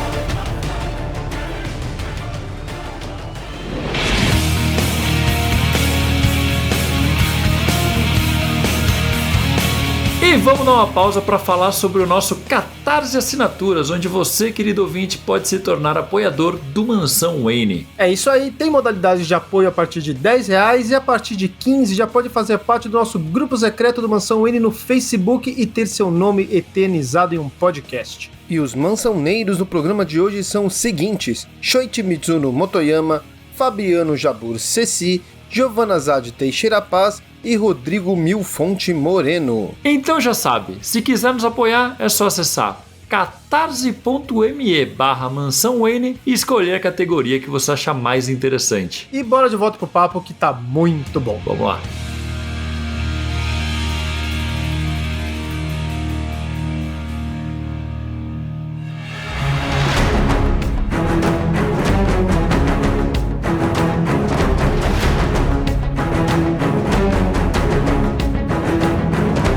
Mas, gente, para de falar de história, que é muito chato, e voltando aqui pro coisa de quadrinho, comunista, ficar estudando de cultura história. pop. Pode colocar política no meu gibizinho aqui e vamos falar de força na tela. Vamos falar de hominho. Eu quero fazer um paralelo aqui muito mais relevante. Paralelo. Um paralelo. Lelo. Que é que logo depois ele tem basicamente um Rock 4 ao contrário, onde os americanos criam um guerreiro sem alma que é mais forte que todo mundo, que é o Bizarro. Eu gosto muito dessa versão do O Bizarro. Bizarro americano, que basicamente ele é o Capitão Marvel do Reino da Manhã, né? O jeito que acaba. É a mesma história. É quase. verdade, pode crer. Ele é mandado pra lutar contra o Superman e na hora que eles veem que tem uma ameaça maior, o Bizarro decide salvar todo mundo pegando, acho que é uma bomba atômica, né? É. E ele vai pro espaço. Ele joga um raio do olho que congela o Superman, vai pro espaço e se sacrifica pra salvar o mundo. Depois que ele e o Superman fazem uma troca de olhares meio... O último capítulo da novela Manuel Carlos, né? Essa coisa meio... um fim dramático na Lagoa Rodrigo de Freitas, né? É isso. Daí tem uns momentinhos assim, né? Tipo, o Superman olhando a Lois, né? Ele, mas eu reparo o anel em seu dedo e a foto de um homem ruivo de sua carteira, né? Tipo, ele fica assim, tem um momentinho meio assim, né? Mas o lance do Bizarro é legal, ele consegue, né, microamostras de DNA do Superman, né? Que é o que ele vai usando pra tentar fazer o Bizarro, né? Uma coisa assim, que ele vai tentar fazer pra replicar. É quando ele derruba um satélite soviético. Isso, que é a cena clássica do Superman segurando o globo do planeta de Ares. Ele joga em Metrópolis exatamente pro Superman se sentir compelido a salvar a Metrópolis e mostrar que ele é do bem, apesar de ser um comunista. É engraçado que... Aí é uma visão porque o Mark Millar, apesar dele ser um escritor bem safado em várias coisas, ele é muito fã do Superman. E eu acho que aqui ele coloca um conceito do caralho que é... O Luthor tentou criar a máquina perfeita, só que ao fato dele tentar replicar o Superman, mesmo a cópia bizarra dele ainda entende o que é certo, né? Ele não vai sobrepor isso pra lutar pelo lado do Lex. Então, essa versão do Bizarro eu achei bem legal por essa construção, que vem de um cara que o Mark Millar, ele é muito fã do Superman, ele sempre declara isso nas entrevistas. Aliás, eu não lembro de quem que é uma frase na HQ, mas eu acho que na primeira edição, eu acho que é do Pete Ross russo. Ele fala pro Superman que você é o oposto à doutrina marxista, a prova de que nem todos os homens são iguais. Eu acho que é ele mesmo, o Pete Ross. É ele, né? Na hora que ele tá contando dos pais do Batman lá. Eu acho isso uma fala bem pensada também de alguém que curte o Superman e quer dar um diferencial pra ele. Ele fala enquanto tá tirando a cabeça de espantalho. É verdade. E na cena que ele conta que ele matou os pais do Batman, então. Nessa cena. Nessa cena mesmo. É que assim, eu tenho algumas questões aí que eu acho que é interessante que, tipo, ele fala isso, né, da doutrina marxista e tudo mais, e tem muitos momentos que o Superman fala assim, não, eu quero fazer o bem, eu não me importo com política. Só que assim, tipo, se a gente for parar pra pensar na Revolução Russa e todas as revoluções, nós temos a ditadura do proletariado. E, assim, a gente tem uma coisa que é chamada da consciência de classes, assim. Eu acho muito difícil alguém que é o Superman, que ele tem uma missão, ele não ter, assim, um embasamento tão bom a ponto dele falar que ele não quer saber, que não quer saber de política. Obviamente, depois ele toma e assume o comando de tudo, mas, não sei, eu acho que isso ficou um pouco jogado, sabe? Eu acho que o que o Miller quis fazer em Foice e Martelo, na verdade, era ele queria mostrar que a ética é maior do que a política. Os conflitos éticos são maiores do que os conflitos políticos. Tanto que até o final da segunda edição, a gente tá do lado do Superman, a gente tá, de certo modo, do lado dos comunistas na história. A gente não entende por que o Batman tá tão revoltado e quer destruir uma utopia que o cara criou e tudo mais. Então, na parte política, a gente tá alinhado com o comunismo. E daí, no final da edição, a lobotomia que mostra que o Superman faz nos opositores é o que justifica a ação do Batman e é o que vai também justificar o que acontece com o Superman na terceira edição. Então acho que tudo isso é pra mostrar que os conflitos éticos pra ele são maiores e são mais importantes do que os conflitos políticos de capitalismo contra comunismo. Porque é um negócio que acaba girando em torno de uma perspectiva mais individual do ideologia, né? Tipo, no final das contas, ele só tá reforçando esse aspecto típico da formação do indivíduo ocidental, né? Do indivíduo do capitalismo ocidental, né? Que é isso, alguém que é munido de valores e é intransigente em relação a isso, e gira muito em torno disso, né? Do Superman enquanto um indivíduo que atua dentro de uma estrutura, do Lex Luthor que atua dentro de uma estrutura. Então, tipo, não tem, né? Tanto que o Stalin é um merda, um putanheiro, o filho dele é um bosta, o povo soviético passa fome na rua. Tipo, é isso, assim, né? No final das contas, ele só tá reforçando esse aspecto narrativo. E isso vem do Miller também ser muito fã, também, que eu acho que aí ele exagera. É justamente esse lance, novamente, do Superman ser muito inocente. O Superman não tem estrutura política. O Superman não nota que a Mulher Maravilha tá claramente apaixonada por ele. Ele é muito inocente, né? Ele é muito. E é claramente a visão do Mark Miller, né? Tanto que quando ele escreve aquele quadrinho dele, Huck, ele fala que ele escreveu esse quadrinho em resposta ao Man of Steel do Zack Snyder, que ele achou o Man of Steel tão horroroso que ele precisava escrever uma história sobre o que ele realmente achava. E é verdade. É verdade. É correto. Só que aqui eu acho que ele pesou a mão. Eu acho que ele quis justamente ser isentão do tipo, eu não vou querer colocar também logo de cara a União Soviética. Aí ele quis colocar um Superman quase infantil em como ele enxerga as coisas. Eu acho até que na primeira parte a gente até entende isso, né? A gente sabe que ele caiu lá na Ucrânia e que o Stalin depois recrutou ele, mas a gente não sabe exatamente com que idade, como que foi. Então, no início, aberto, ele ser bem ingênuo, faz sentido. Ingênuo. Pode ser que ele foi pego moleque de lá. Mas conforme a história segue, cada vez que dá esses pulos de uma edição pra outra, vai ficando mais imbecil isso. Eu acho que essa ingenuidade é pra frisar bem o lado apolítico que o Superman tenta passar. Eu acho que o Miller tenta mostrar que, tipo, a política não é ingênua. O Lex Luthor, que é um cientista e se torna um político na história, ele não é ingênuo. Agora, o Superman, que se considera completamente apolítico, que se considera um proletário, um operário, um trabalhador e tudo mais, ele é apolítico. Então ele é ingênuo, ele é puro porque ele não se mistura na política, e tanto que o que ele faz de lobotomizar os opositores dele, ele não vê isso como um ato político, ele vê isso como um ato em defesa da utopia que ele criou, como se isso não fosse política. Então acho que essa ingenuidade é pra frisar esse lado do Superman, que ele não se vê como político, apesar de no final ele terminar completamente envolto na política. Ó, gente, pra fechar a primeira edição, que acaba sendo a que a gente demora mais, ficou 1 hora aqui falando dela. A gente foi e voltou, né? A gente foi na segunda pra gravar. E é onde a gente é introduzido a todos os conceitos, né? Eu acho interessante, até batendo nesse negócio da ingenuidade do Superman, como ela termina, né? Que é o Superman voltando depois que o Putin morreu, né? O Stalin, aliás. O Putin morreu? O Putin morreu antes. É assim que você me conta? Stalin, você vê que eu entendo bem. Acabou de encontrar o Xi Jinping. É um sósia, né? É um sósia. Dá pra ver, patriota, se você vê uma máscara, né? O Putin é foda. Parece escrito Rússia na minha frente, gigante aqui. Depois que o Stalin morreu, ele volta e aí ele vê uma fila de pessoas indo pegar comida ali na União Soviética, e aí ele ouve a voz da Lana Lazarenko. Lazarenko é foda, né? Caralho, Lazarenko foi foda mesmo, hein? Mas é como tá escrito aqui, Lana Lazarenko, que é a Lana Lang, né? Só que a versão russa faminta.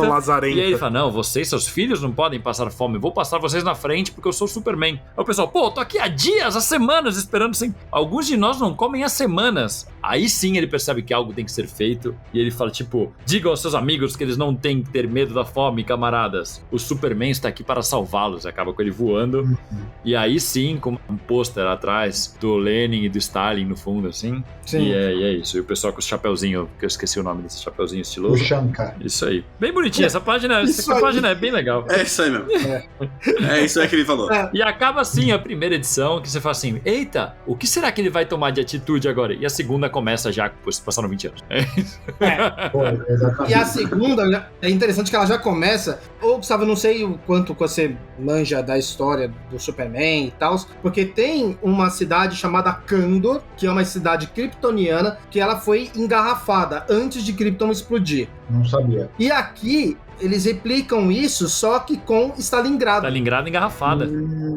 Da hora, que legal. Sim. Esses detalhezinhos que na segunda edição acho que tem mais dessas coisinhas. Eu gosto no museu. Na segunda tem muito mais de mitologia do Superman. É, o museu que tem o Krypto, né? Que é um husky siberiano. É verdade. É um husky siberiano. É muito bom. Ele vai colocando, o Mark Miller ele é muito fã, ele vai nessa iconografia, né? Por exemplo, tem o mapa mundi e são 2 estátuas douradas de Atlas segurando, né? Que é uma iconografia também que já foi muito usada no Superman. Tem o próprio dinossauro, que é da Batcaverna, que tá lá com o Batman Batman Coffee. Não, mas na Fortaleza também tem um. Todo mundo que tem uma base na DC tem um E Tiranossauro. a gente não sabe o que é do Mark Miller e o que é do David Johnson, né? Que também deve ter É verdade. contribuído tem bastante isso, visualmente É pra verdade. coisa. Sim. Mas é bem legal como eles introduzem na segunda edição. Eles realmente mergulham. Tipo, o primeiro foi, beleza, Superman dentro desse conflito. Vamos colocar os elementos históricos, vamos colocar os elementos do Superman que a gente vai amarrar aqui junto. Vamos mostrar nossa visão sobre aquele momento. Agora no segundo beleza, agora vamos pirar na mitologia do Superman mesmo, dentro desse contexto, né? Não só do Superman, mas como a DC de uma forma geral também, né? Sim, é. Sim, sim. O segundo é uma história, é mais história de Superman do que a primeira, né? A segunda história é bem história de Sim. herói, assim. Acho legal que mostra que tem o Museu do Superman em Moscou, que é meio que a ideia da Fortaleza da Solidão que a gente vê normalmente nos quadrinhos, que depois vai aparecer também. E um pouco o mausoléu de Lenin, né, também.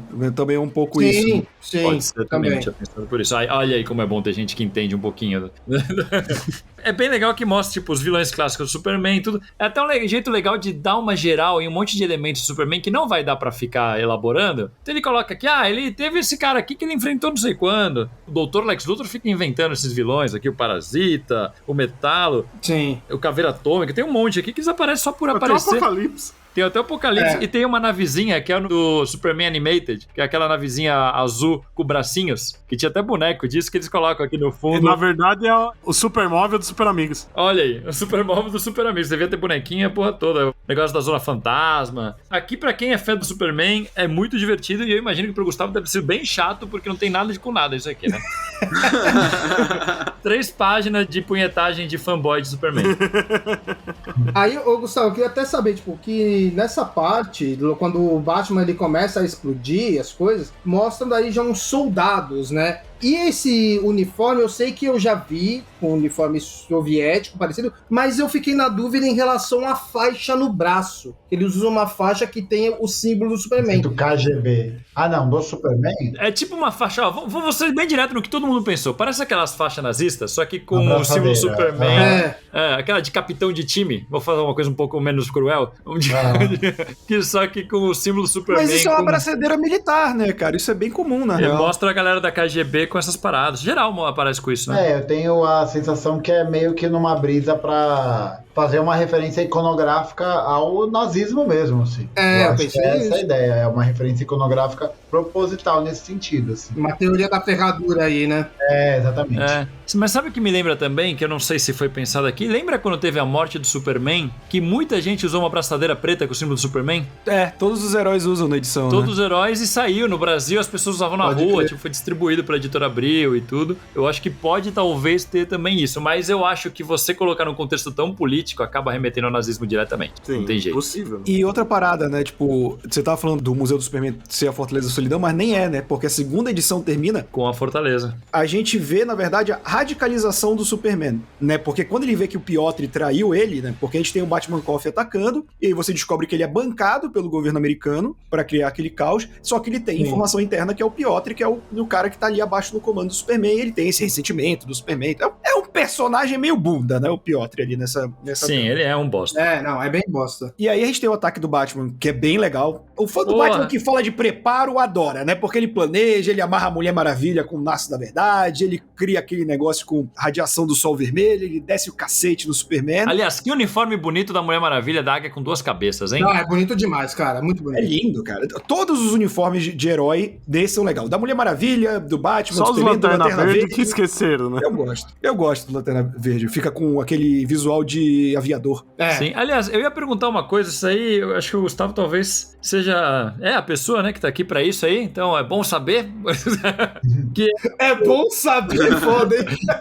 a Mulher Maravilha, eu acho que ela tem o uniforme padrão dela tem uma coreografia que eu acho curiosa, porque ela tem essa parada americana, mas ao mesmo tempo ela sempre puxa pra essa coisa meio grega, meio feminismo utópico, ao mesmo tempo uma coisa meio pin-up. Aí aqui eles não mudam tanto e já muda a iconografia, porque eles mudam a águia pra uma águia de 2 cabeças, que é um símbolo que eu já ouvi associado a coisa de leste europeu, mas eu sinceramente não sei exatamente o que significa. E eles mudam as estrelas para estrelas pretas, não sei se tem algum motivo, porque a estrela vermelha já é um símbolo forte, né? Ela usa na testa. Mas essa águia vermelha tem um porquê? Existe um porquê? Talvez seja referência. Eu faço um palpite de 2 referências, né? Mas eu acho que a referência maior é realmente uma referência de uma bandeira russa, de um símbolo nacional russo, que é uma águia de 2 cabeças. Ah, então pronto.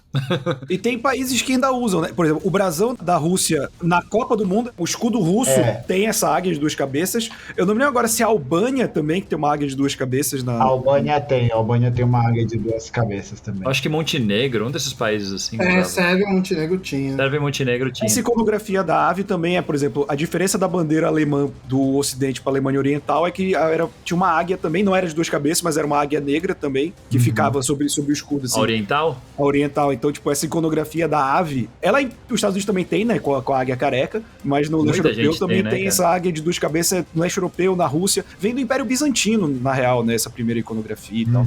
Sim. Essa parada de você colocar pássaros pretos, assim, é uma parada forte, né, cara? Eu tô lembrando, aí é coisa pessoal minha. A bandeira da Espanha, na época do Franco, tinha uma espécie de urubu preto grandão atrás. Eu acho que era pra ser uma águia, mas parecia um urubu, era feio pra caralho aquele negócio. Enfim.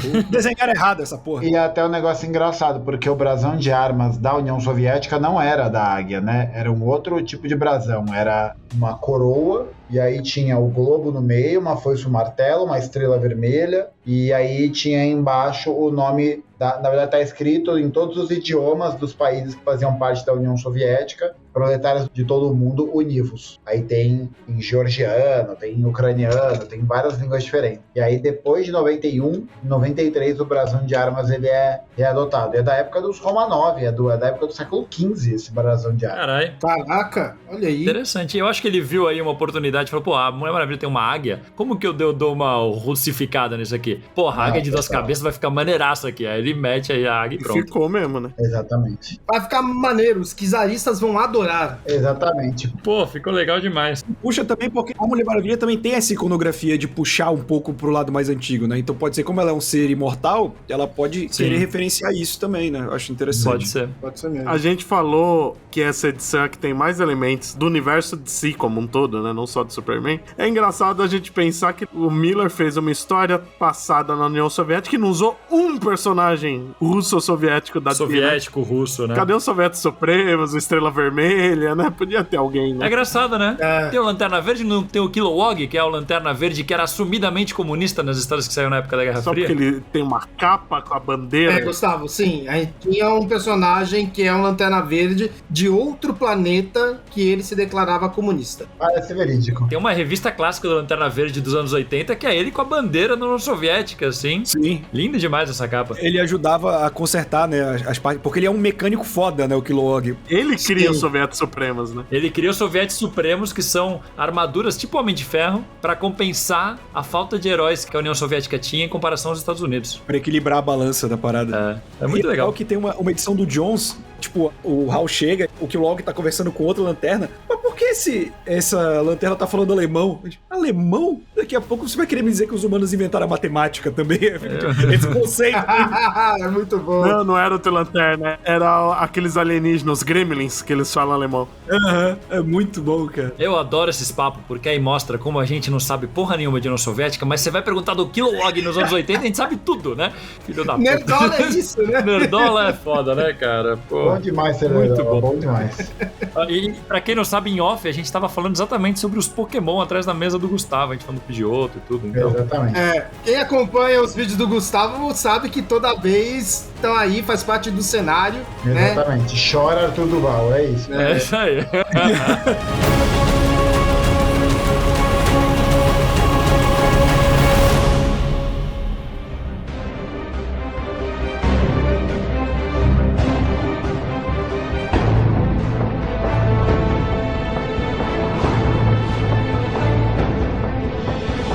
Uma parada que eu acho muito legal, que tem a virada pra terceira edição, que eu falei, né, é a radicalização do Superman. Aí ele fala que ele começou a apertar mais o controle, e ele fala que a maioria gostou, só que também uma parte se radicalizou e o Batman virou esse símbolo, né? As pessoas usavam a máscara do Batman, pichavam o morcego. Ele virou um movimento, né?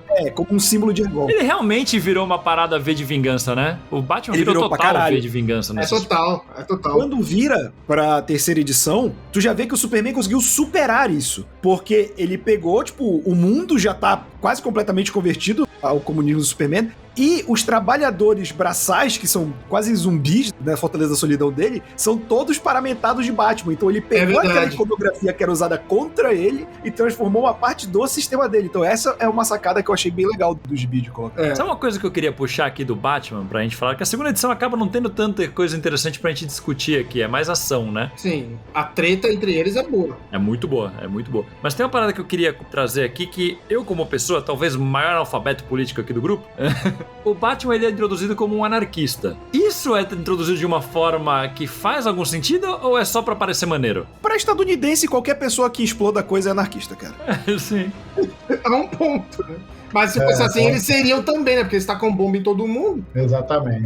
Eu tava gravando um podcast sobre The Last of Us no Zoniano e a gente fala que tem um episódio que tem um grupo que derrubou, né, os grupos militares e tomaram conta da cidade de Kansas City. E aí os americanos ficam chamando eles de anarquistas. Eu falei, cara, eles não são, eles têm uma hierarquia deles, já estabeleceram um modo de fazer completamente diferente. Então, pra americanos... Eles têm a mesma estrutura dos militares que eles derrubaram, porra. Exato! A anarquia, pra eles, é só você causar balbúrdia pra derrubar um sistema. Terror, né? Se não pode chamar de terrorismo por alguma questão técnica, é anarquia. É porque nessa época do gibi, terrorismo pro americano era só muçulmano. Então qualquer coisa que não fosse muçulmano era anarquista. Mas você concorda com essa visão, Gustavo? Eu não tenho tantas referências assim pra poder pontuar e colocar o Batman como um sujeito histórico nesse processo, mas eu acho que é mais pra poder criar essa visão meio estereotipada do que é uma organização anarquista, né? Ou do que é uma atuação anarquista. É um homem solitário que atua sozinho e explode coisas, e ele usa preto, e ele é todo, sabe, uma coisa meio clandestina. Eu acho que é mais nesse sentido de fetichizar essa posição. As pessoas picham o símbolo dele, ele é muito anarquista. Ele é muito anarco, meu. É isso. Eu acho até que até certo ponto é também pra pontuar, né, que normalmente o Superman e o Batman são retratados como opostos. Se o Superman é o governo, o Batman tem que ser anarquista. Exatamente. Eu acho interessante porque eu vejo muita discussão sobre ideologias de esquerdas, gente apontando as diferenças entre comunismo, socialismo, né, e anarquia, que tem às vezes lá no final, às vezes uma ideia parecida, mas os métodos são diferentes. É o que eu sei no meu conhecimento bem superficial sobre o assunto. Por isso que eu achei que seria interessante trazer, mas realmente o Batman é trazido, a parte política dele é só citada pincelada, né? E aí você vai de vingança, né? Que é a parte política dele, basicamente, né? É muito mais a vingança pessoal do que política, né, no caso dele. Sim. E também, assim, eu acho que, tipo, eles quiseram criar um falso, mas eu tô colocando entre aspas aqui, debate entre anarquistas e comunistas, né? Acho que também muito, não sei, eu tô chutando aqui, tá? Até sendo um nerd de política aqui, de que, quando, tipo, Marx escrevia e tudo mais, tipo, tinha Bakunin, que era o russo, daí tinha muita gente, conheçam o russo que refutou o Marx, não sei o quê. Então, não sei, de repente, querem trazer algum embate desse tipo, sei lá. Mas achei meio jogado, não acho também que seja, tipo, acho que anarquista só por falar, anarquista de fato não é. Até porque não é comunismo que tá ali, né? Isso, sim, de acordo com a história, é. Mas ali é um sistema mais fascistoide que tem um ditador que é super poderoso. É basicamente isso, né? Acaba usando a iconografia e algumas frases de efeito associadas. Seria mais isso? Eu acho que é totalmente isso. Tá, entendi. Eu acho que ali é tipo o Miller pensando, o comunismo é uma utopia. Pro Miller, qual o único jeito de chegar numa utopia é por meio da obediência a alguém superior de algum modo. E daí a questão que ele coloca é se a obediência compensa ou não compensa. Então... porque eles realmente põem essa parada de botar a força, porque aqui nessa edição já começa a mostrar a gente lobotomizada, né, com tipo um chip na cabeça. Na segunda já mostra, né? Na segunda já mostra a segurança do museu, essas paradas todas. E é nessa edição que mostra o Luthor fumando cigarrinhos comunistas. Sim. E aí, tipo, pra mostrar que o Superman é malvadão, né, ele até lobotomiza o filho do Stalin, né? Sim.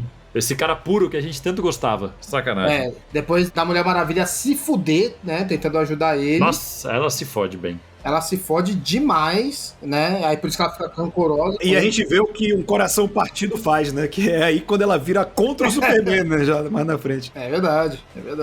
Porque como é que é a sua frase de sempre, Roberto? Um homem sem chifre? Um homem sem chifre é um animal indefeso, né? Aí não teve um chifre, só teve um coração partido. Mas o coração partido, ele realmente cria muitos vilões, cara. Porra, a falta de amor é um negócio. Vamos pra última edição então, galera? Bora, vamos aí. Que tem o uniforme mais bonito do Superman até agora, que eu realmente acho que eles eles adicionarem esses elementos um pouco militares, da gola, das luvas no uniforme, fica muito bonito, cara. Fica bonito, né? Ele fica tipo meio Capitão Pátria da série, um pouco, não fica? Fica um pouco. Sim, Ele fica mais vilanesco, vocês não acham o visual dele? Sim. sim, fica. O militar dá essa parada, né? E ele já tá mais velho, ele tá mais sisudo, né? Tem todo um elemento aqui pra deixar ele mais cara de lã, mas eu acho muito bonito esse uniforme. Uma cara de marechal, né? Isso, perfeito.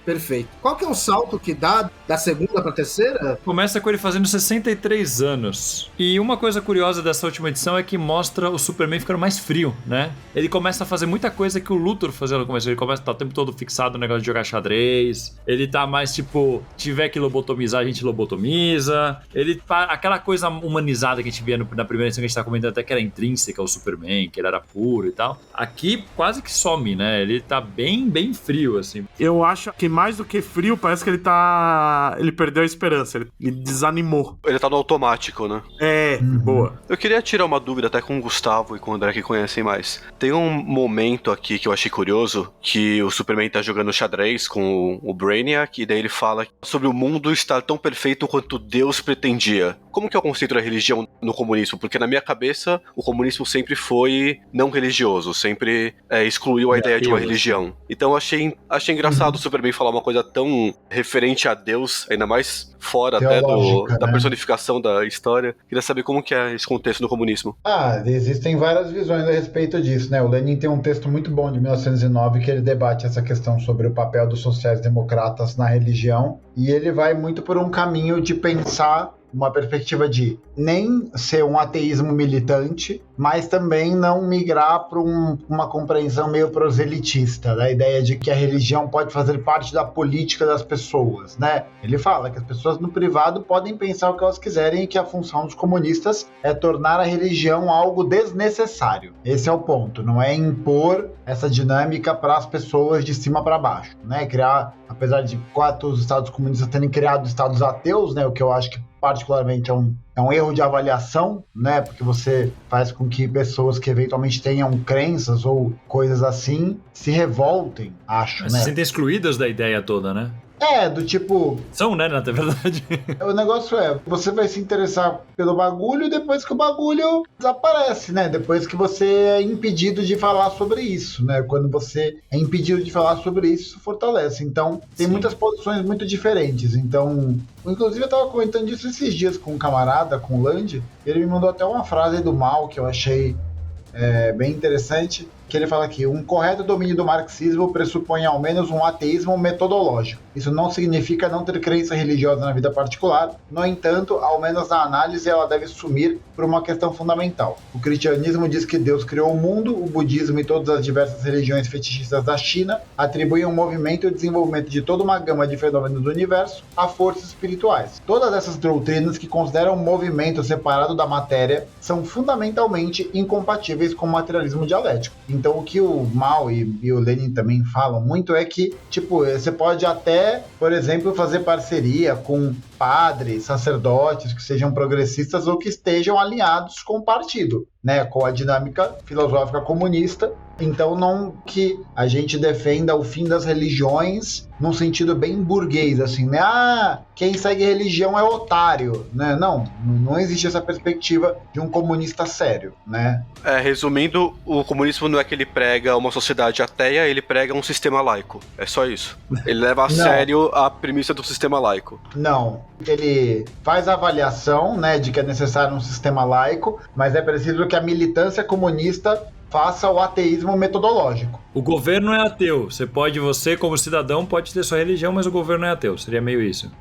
A vanguarda proletária tem que ter o ateísmo metodológico como o centro das ações do pensamento. Então, tipo, nenhuma questão de ideologia religiosa pode atravessar a formação de um comunista. Porque, né, o materialismo histórico dialético, ele nega o idealismo, ele nega a metafísica, né? Quando ele fala que existem movimentos separados da matéria, não sei o que são inalcançáveis. Espiritualismo, assim, né? Exatamente.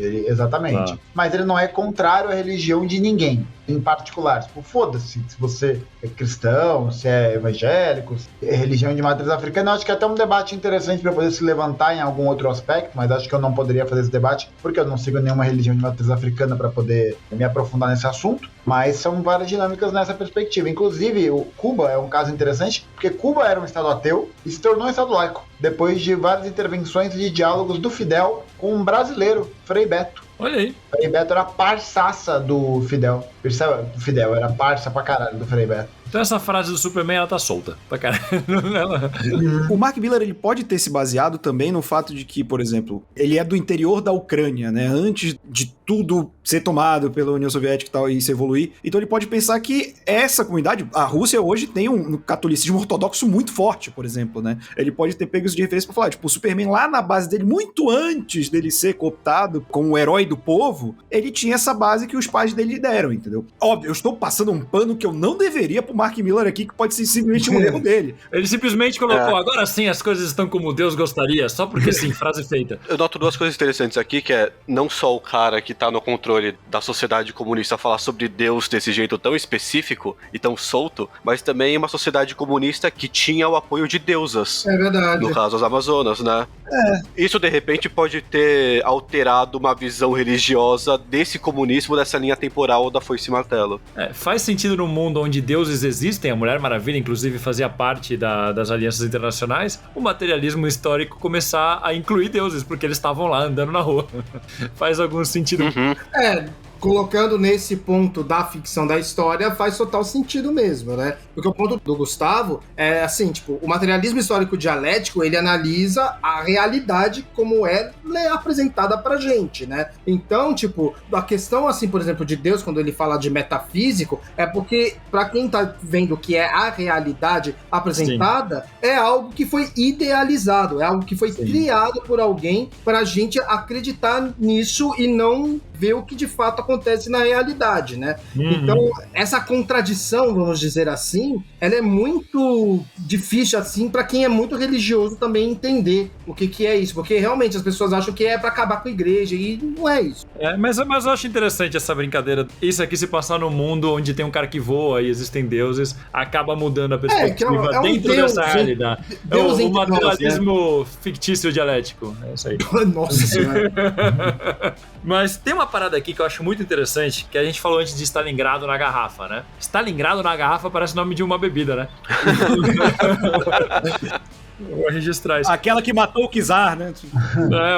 Essa aí. E aparece tipo um micróbio lá, um micro-organismo que entrou lá e tá matando a população. E aí a galera fica puta, né? Que o Superman não tá conseguindo manter controle da segurança da cidade engarrafada. Tá parecendo que eles estão, desprotegidos. Aí você começa a perceber, não, é que eu tava focado em outras coisas, tá? Aí você vê que ele tá mais preocupado no xadrez dele, nas coisas, nas confabulações, do que na realidade já nesse momento. É o que vocês falaram, ele parece já cansado, né? Tá no automático. Mas aqui ele traz muito esse peso de novo, que tinha sido citado por alto, de Stalingrado estar na garrafa, e ele se sentir mal porque é uma coisa que ele nunca conseguiu impedir, né? Que o Brainiac fez isso e é uma coisa que ele nunca conseguiu reverter, e ele se sente muito mal por o cara ser tão cruel que ele colocou a cidade na garrafa. E isso é uma parada que eu acho interessante, que volta lá pra frente, que é a parada do Superman ser super protetivo. Protetivo? Existe isso? Super protetor.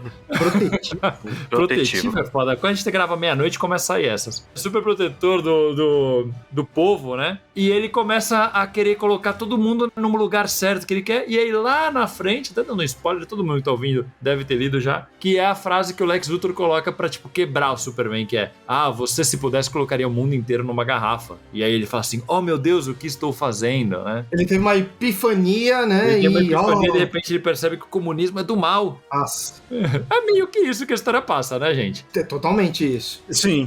Não, é essa a ideia. É essa a ideia, né? Depois acaba indo pra um futuro utópico tecnológico, porque sim, por outros motivos que não tem nada a ver com... o Grant Morrison falou isso. Mas é meio que por esse caminho, Não, né? mas antes mesmo de ir pra esse futuro tecnológico, quando começa a terceira edição, tipo, se for parar pra pensar, já tá, tipo, ele é o quê? Tipo, 2001, acho que eles falam, uma coisa assim, e já tá muito tecnológico, né? Tipo, sim. Referente ao ano que é de fato, tá pra cacete, né? Que depois... Eles se apropriaram da tecnologia alienígena do Brainiac, que o Superman, com os superpoderes dele, consegue aplicar de um jeito foda, e aqui já é aquela coisa, já começa aquela viajada de ficção científica maior ainda, ainda, né? Já se afasta bem da parada mais, entre aspas, pé no chão que a gente viu na primeira edição, né? E aí já tem um embate, né? Que daí, tipo, o Hal Jordan e os outros Lanternas Verdes, aí vão as Amazonas pra cima também, ele começa a derrotar todo mundo, ao ponto de eles chegarem e lançarem os vilões que o Luthor inventou pra cima, pra tentar parar o Superman e os soviéticos, só que assim, tipo, não vai dando certo, e aí eles apelam pra essa cartinha aí, que, né? E falar que tudo é culpa do Brainiac.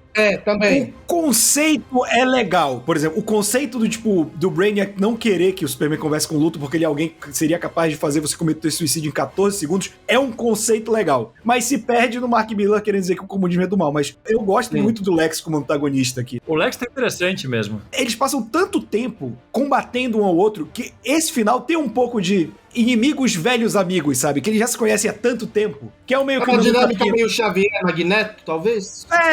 Só que o Xavier e o Magneto, eles têm uma amizade que antecede a rusga dos dois, né? Isso. Aqui, sabe o que eu acho? A amizade deles. O Luthor, durante toda a história, mesmo quando mostra ele jovem, você vê que ele não tem contato com as pessoas. Ele fica no laboratório. Um só tem o outro aqui. A relação do Luthor é com o Superman, né? Verdade. A Lois mesmo, ele caga pra ela, assim, né? É a coisa mais inverossímil desse gibi, né? Porque por mais que se altere a realidade, a Lois Lane casar com o Lex Luthor é uma parada que faz zero sentido em qualquer realidade, cara. Lois Luthor, socorro, velho.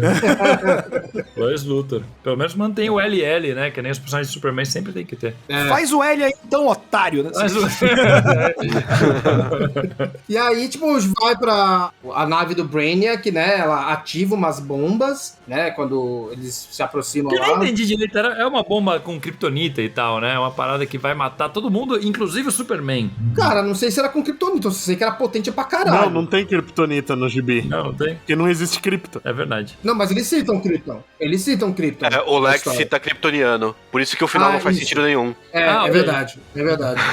Mas eu acho legal uma coisa que o Brainiac fala, que ele vira pro Superman, quando o Superman já percebeu que ele se tornou e fala que ele não quer mais impor nada, e o Brainiac fala, negá-los à perfeição é ainda mais moralmente corrupto do que obrigá-los. E realmente, cabe naquilo que a gente questionou, se tipo, a obediência leva à utopia, mas então será que essa obediência compensa? Que aí já vem aquela discussão que é clássica dos Estados do Superman, que é até onde ele pode interferir, né? Que aí acho que acaba não sendo nenhuma discussão tão política sobre comunismo ou o que for, mas sobre como um ser super poderoso como ele, que é capaz de impor a sua vontade, porque ele tem força pra isso, até onde ele deveria interferir. A questão acho que fica, tipo, se o fascismo levasse a uma utopia, a gente aceitaria um fascismo?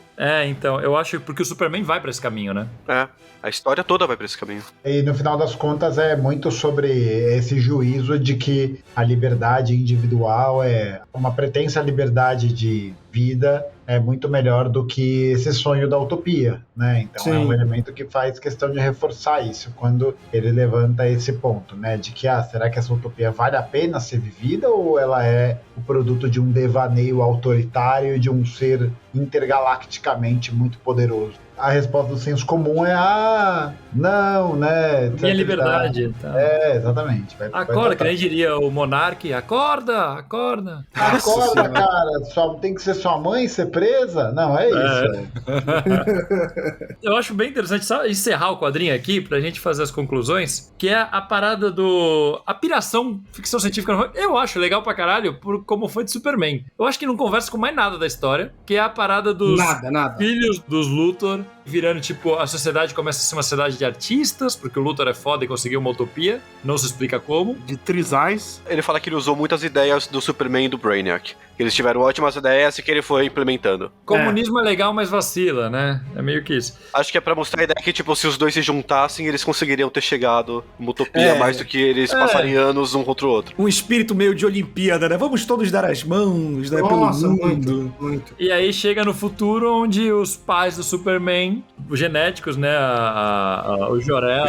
O olho de Luthor eu acho interessante. Também. No Superman original, lá dos anos 30, 40, era só o L, era escrito Era desse só o jeito L. mesmo. E eu sei que existem ideias lá da Era de Ouro, do Superman realmente ser um bebê que veio do futuro, que é de onde vem o negócio do Superman ser o homem do amanhã. Existia um pouco essa jogada que acabou nunca sendo usada, mas existem papos de que os criadores do Superman realmente brincavam com isso. Então eu acho isso legal. Devem ter puxado isso, né? Como uma brincadeira com a mitologia do Superman, não conexão com o resto da história, sabe? Mas sabe o que mais não se encaixa aqui? É tipo, toda essa revolução na humanidade aconteceu por causa do conflito do Luthor com o Superman. Sim. E no futuro esqueceram que o Superman existia, que o sol foi amarelo no passado e tal. Os pais mandam ele pro passado como se não fizessem ideia da história do próprio mundo. Mas eles não mandam ele pro passado. É a explosão de Krypton que cria um buraco de minhoca e joga ele no passado da própria Não, então Terra.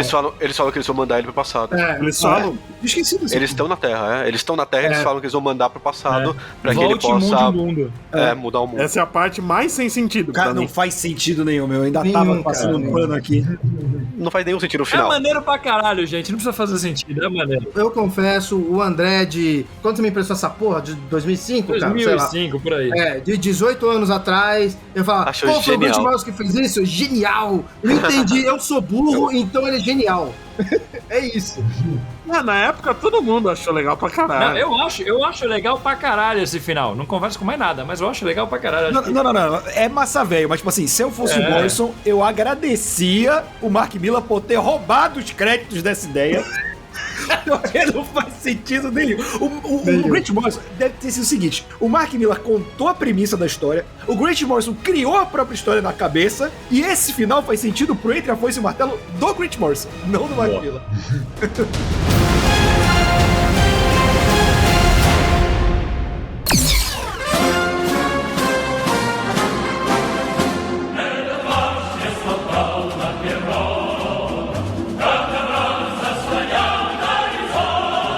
Galera, vamos então fazer o que a gente sempre faz quando a gente encerra, que é cada um fazer seu comentário final e falar um momento marcante do quadrinho. Pode ser bom ou ruim. Eu acho que nada mais justo do que começar com o nosso convidado, Gustavo Gaiofato. Me diga, primeiro, é um desserviço ao comunismo esse quadrinho? E diz aí os comentários finais e uma cena que te marcou. Pode ser porque foi horrível, pode ser porque foi ótima, ou pode ser por alguma curiosidade qualquer. Eu gostei, assim, do quadrinho. Eu achei ele bacaninha, mas, tipo, ele reproduz um pouco do senso comum do que já tá bem estabelecido, sei lá, né, socialmente, dentro desse campo da ideologia, do saber e tal. Então eu achei okzinho, eu achei bacaninha. Uma cena que me marcou, eu gostei muito, especificamente, da cena que ele salva a criança, assim, mais por um lance de uma certa releitura, que eu acho legal, então é meio que uma referência que fala, caralho, refs, né, e aí eu gostei. Acho que foi coisa mais bacana, assim, essa referência que é meio presente nessas várias obras. Eu acho que é um ponto de intersecção interessante. Acho que foi isso, basicamente foi isso. Muito bom. Leonardo Vicente, sua visão aí, seus comentários finais e momento marcante do quadrinho. O momento marcante acho que é o final do Luthor, esse negócio da broderagem do Luthor e do Superman na última parte, o fato do Luthor ter um plano há anos. Você percebe que ele deixou a situação sair totalmente do controle pra ele virar presidente, provar que o capitalismo é melhor e tal. Ele deixa o mundo ficar uma merda pra ele poder provar que tá certo. É o Luthor mais filho da puta que a gente já viu de um jeito simpático, né? Ele é o mais filho da puta que já teve e é a coisa que eu mais gosto mesmo. Esse Luthor eu acho uma das melhores versões que já teve do Luthor. Embora eu goste do Brainiac por causa do visual verde, ficou muito bonito, mas... Mas o Luthor continua sendo filho da puta, mas ele tem um carisma curioso nesse quadrinho, né? Mesmo ele sendo um cara frio, ele tem um carisma. É interessante. Ele não é um filho da puta abertamente, né? Thiago Brancatelli. O Bud falou do Luthor no final, eu falo do Luthor no começo. O Luthor do começo tem um pé na ficção do absurdo, que parece ser escrito pelo Warren Ellis até. Tudo que ele fala que ele tá fazendo vai pro absurdo, vai pro negócio muito... extremo de inteligência. Eu acho que a parte mais divertida na HQ é o Luthor. Eu acho que a HQ se perde nas ideias que ela quer passar, eu acho que ela se perde na ingenuidade do Millar, e ela funciona em alguns momentos, não funciona em outros. Acho que ela funciona pra deixar algumas questões no ar pro leitor responder, isso eu acho legal. Mas o Luthor pra mim é a coisa mais divertida da HQ, especialmente no começo. Muito bom, cara, o Luthor tá foda mesmo. E você, Roberto? Olha, eu não vou fugir do que os meus colegas falaram até agora, porque realmente pra mim o Luthor é a melhor coisa, e relendo pra gravar esse podcast eu percebi que a discussão ideológica é o que torna esse gibi tão interessante, porque você pode ver muito fã falando, tá top 5 melhores histórias do Superman, e eu nunca entendi o porquê. Porque como história, cada edição é fechada, é muito simples. Tem uma trama inicial, um quebra-pau e tudo se resolve. E eu acho que o Luthor transforma, ele é a parte mais interessante porque ele é o personagem mais bem trabalhado, até mais do que o Superman. E eu queria puxar um momento, que é quando mostra realmente esse lado super vilão que eu gosto do personagem nos gibis de linha, que é quando o Luthor pega e ele assassinou os assistentes dele de laboratório, tudo porque ele ficou revoltado porque a cópia mal feita que ele fez do Superman derrotou ele no xadrez. Então pra mim é muito super vilão de gibi, é muito o que o Luthor é, né? Sim. Eu acho que o carisma até que o Bud falou vem porque a gente sempre vê ele querendo destruir a sociedade que é retratada, então ele é o vilãozão mesmo, e aqui é o contrário, né? A gente vê ele tentando melhorar a sociedade, mas pra bater de frente com o Superman. E quando ele faz isso aqui, ele é um Luthor clássico pra mim, tipo, ele não liga pra nada, ele quer derrotar o Superman. Quando ele é derrotado pela cópia, ele pira e vira o super vilão que a gente conhece. Então esse momento pra mim é muito marcante no gibi. Muito bom. Pô, o Luthor tá foda mesmo. E você, André? Eu vou colocar aqui, só pra ser um pouquinho diferente aqui, e também citar algo, a porradaria, eu vou aqui pro Massa Velho, porradaria entre o Batman e o Superman ali, eu acho que, tipo, é um momento que é um confronto, né, de dois símbolos, né, da DC ali, de uma forma apresentada, que nem a gente falou, do Batman extremamente V de vingança, então ele faz todos esses ataques, ele todo planejado com o Luthor, né, usando o Sol Vermelho pra enfraquecer, metendo a porrada sem dó,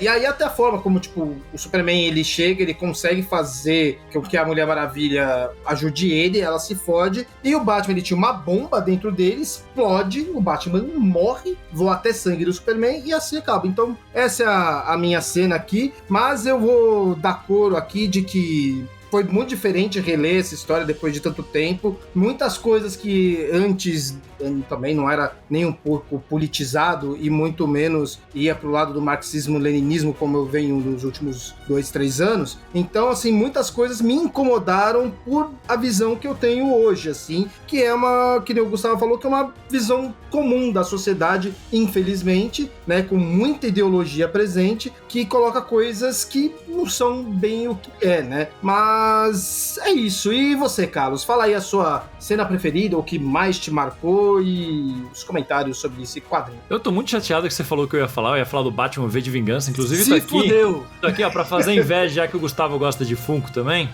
Fazer inveja aqui, ó que belezinha quem tá aqui. Esse Batman é muito bonitinho, cara. Esse é bonitinho demais. Esse é muito bonitinho. Uma gracinha, muito foda. Bonito demais. Muito foda. E, porra, eu gosto muito disso, mas eu vou falar então da Mulher Maravilha, porque eu realmente acho que, por mais que ela acabe sendo um pouco superficial no começo, ela sendo mostrada como muito inocente e tal, eu acho que ela até faz um pouco, reflete a inocência do Superman naquele momento. Ela é uma das primeiras a sofrer pelo Superman, até um pouco, tipo, vai ser do meu jeito e pronto, né? Que ele começa a fazer sem perceber. Ela acaba sendo a primeira vítima foda disso. Então, eu acho que ela acaba sendo interessante, além do visual maneiro.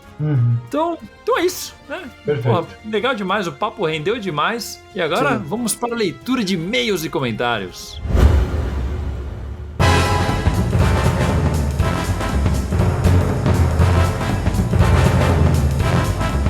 Vamos lá para mais uma leitura de e-mails e comentários hoje sobre o programa 172 Shazam, Fúria dos Deuses. Lembrando sempre que se você quiser ter seu e-mail lido aqui é só mandar para mansãon@mansãon.com.br ou comentar no post do podcast no site ou em qualquer uma de nossas redes sociais, beleza? Então vamos lá para o primeiro comentário que veio por e-mail do Marcos Malta. Ele disse o seguinte: ótimo programa mais uma vez, ainda não assisti, mas assistirei. Acho que ele está se referindo ao filme e não ao programa, que obviamente ele já ouviu. Só uma dica aqui, quando vocês forem dar uma nota, vocês têm que fazer igual por ação de escola de samba. Lá vem, ó. Tirar a nota mais baixa, porque o Carlos baixou a média. Ó, puta merda, já sobrou pra mim. Se tira a nota dele, a média fica mais real. Sei que não vale nada, mas é legal. Forte abraço. Valeu, Marcos, eu achei bem divertida essa sugestão. Não sei se dá pra aplicar, porque eu acho legal essa média esquizofrênica que sai às vezes. Valeu. E lá no portal, nosso amigo Thiago Andrade comentou uma parada que eu não tinha reparado e que ele tem muita razão e fez muito bem apontar. Uma coisa que sempre reclamamos que falta nos outros filmes, mas que finalmente aconteceu e passou desapercebida. É a primeira vez que a Mulher Maravilha é chamada pelo codinome no cinema, em sua quinta e talvez última aparição. Olha aí, eu não tinha reparado a primeira vez que chamou ela de Mulher Maravilha, né? Wonder Woman. Até agora era Diana, né? Porra, muito legal. Valeu pelo comentário, Thiago. E também lá no site, o Eduardo Daniel comentou: muito divertido o episódio, mas pessoas, a pergunta que não quer calar. E o Jimmy Olsen digo: não, a conclusão do episódio de RPG, quando sai? Eduardo, vai sair. A gente tá caprichando pra sair bacana. Vocês viram a qualidade do primeiro e do segundo episódio? O terceiro não pode ficar pra trás, beleza? Mas vai ficar pronto, já tá gravado, a gente tá trabalhando na edição. E o Henrique Holmes lá no YouTube, que a gente também posta os podcasts lá no youtube.com/mansãoN,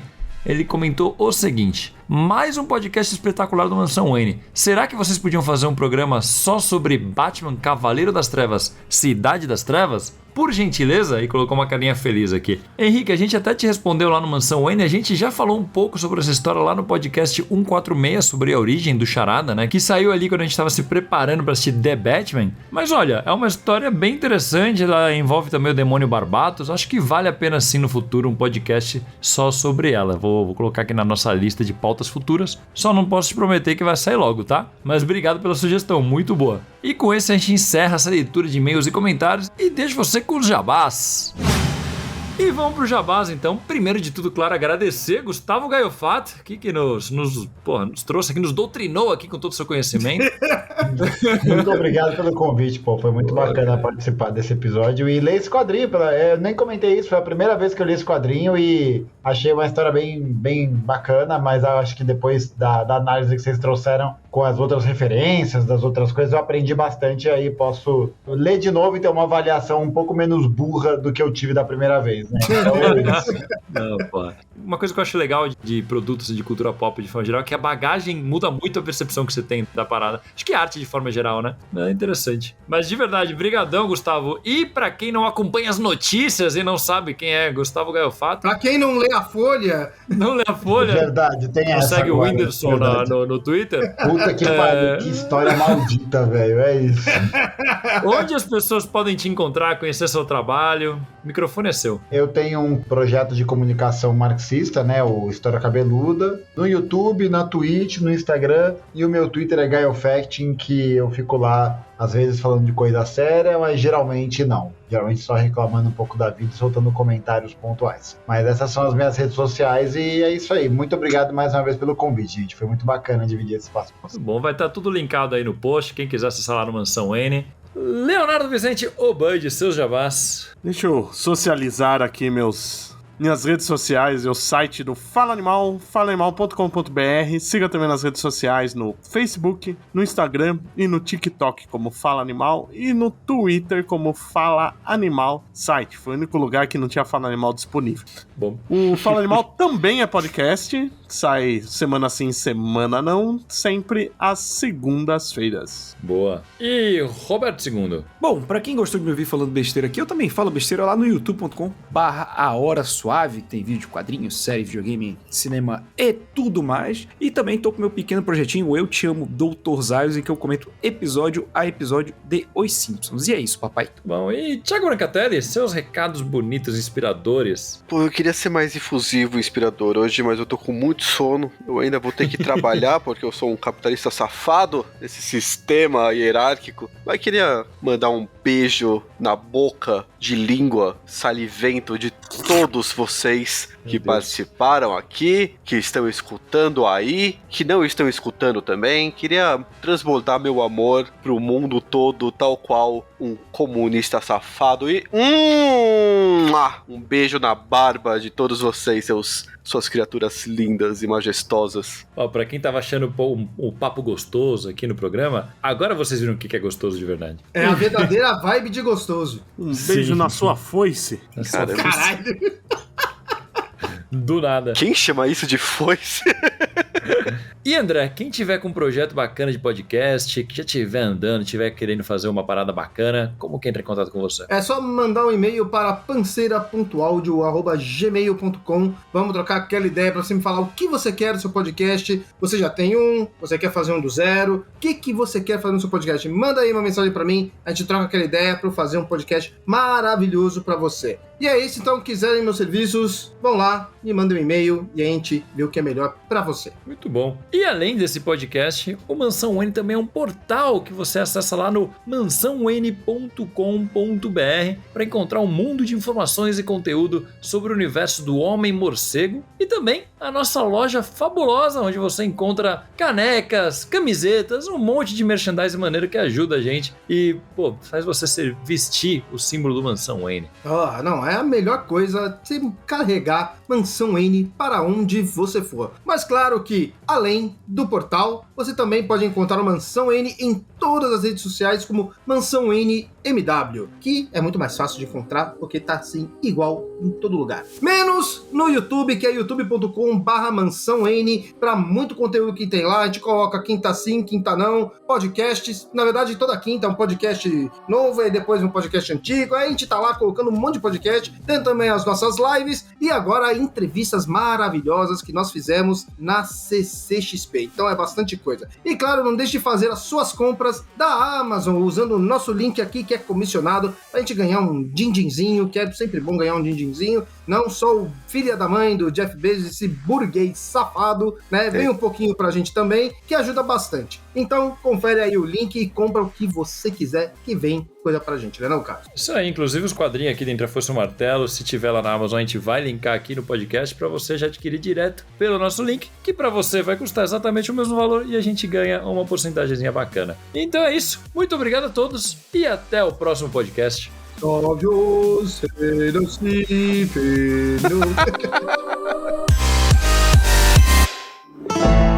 Programa editado por Panceira Áudio.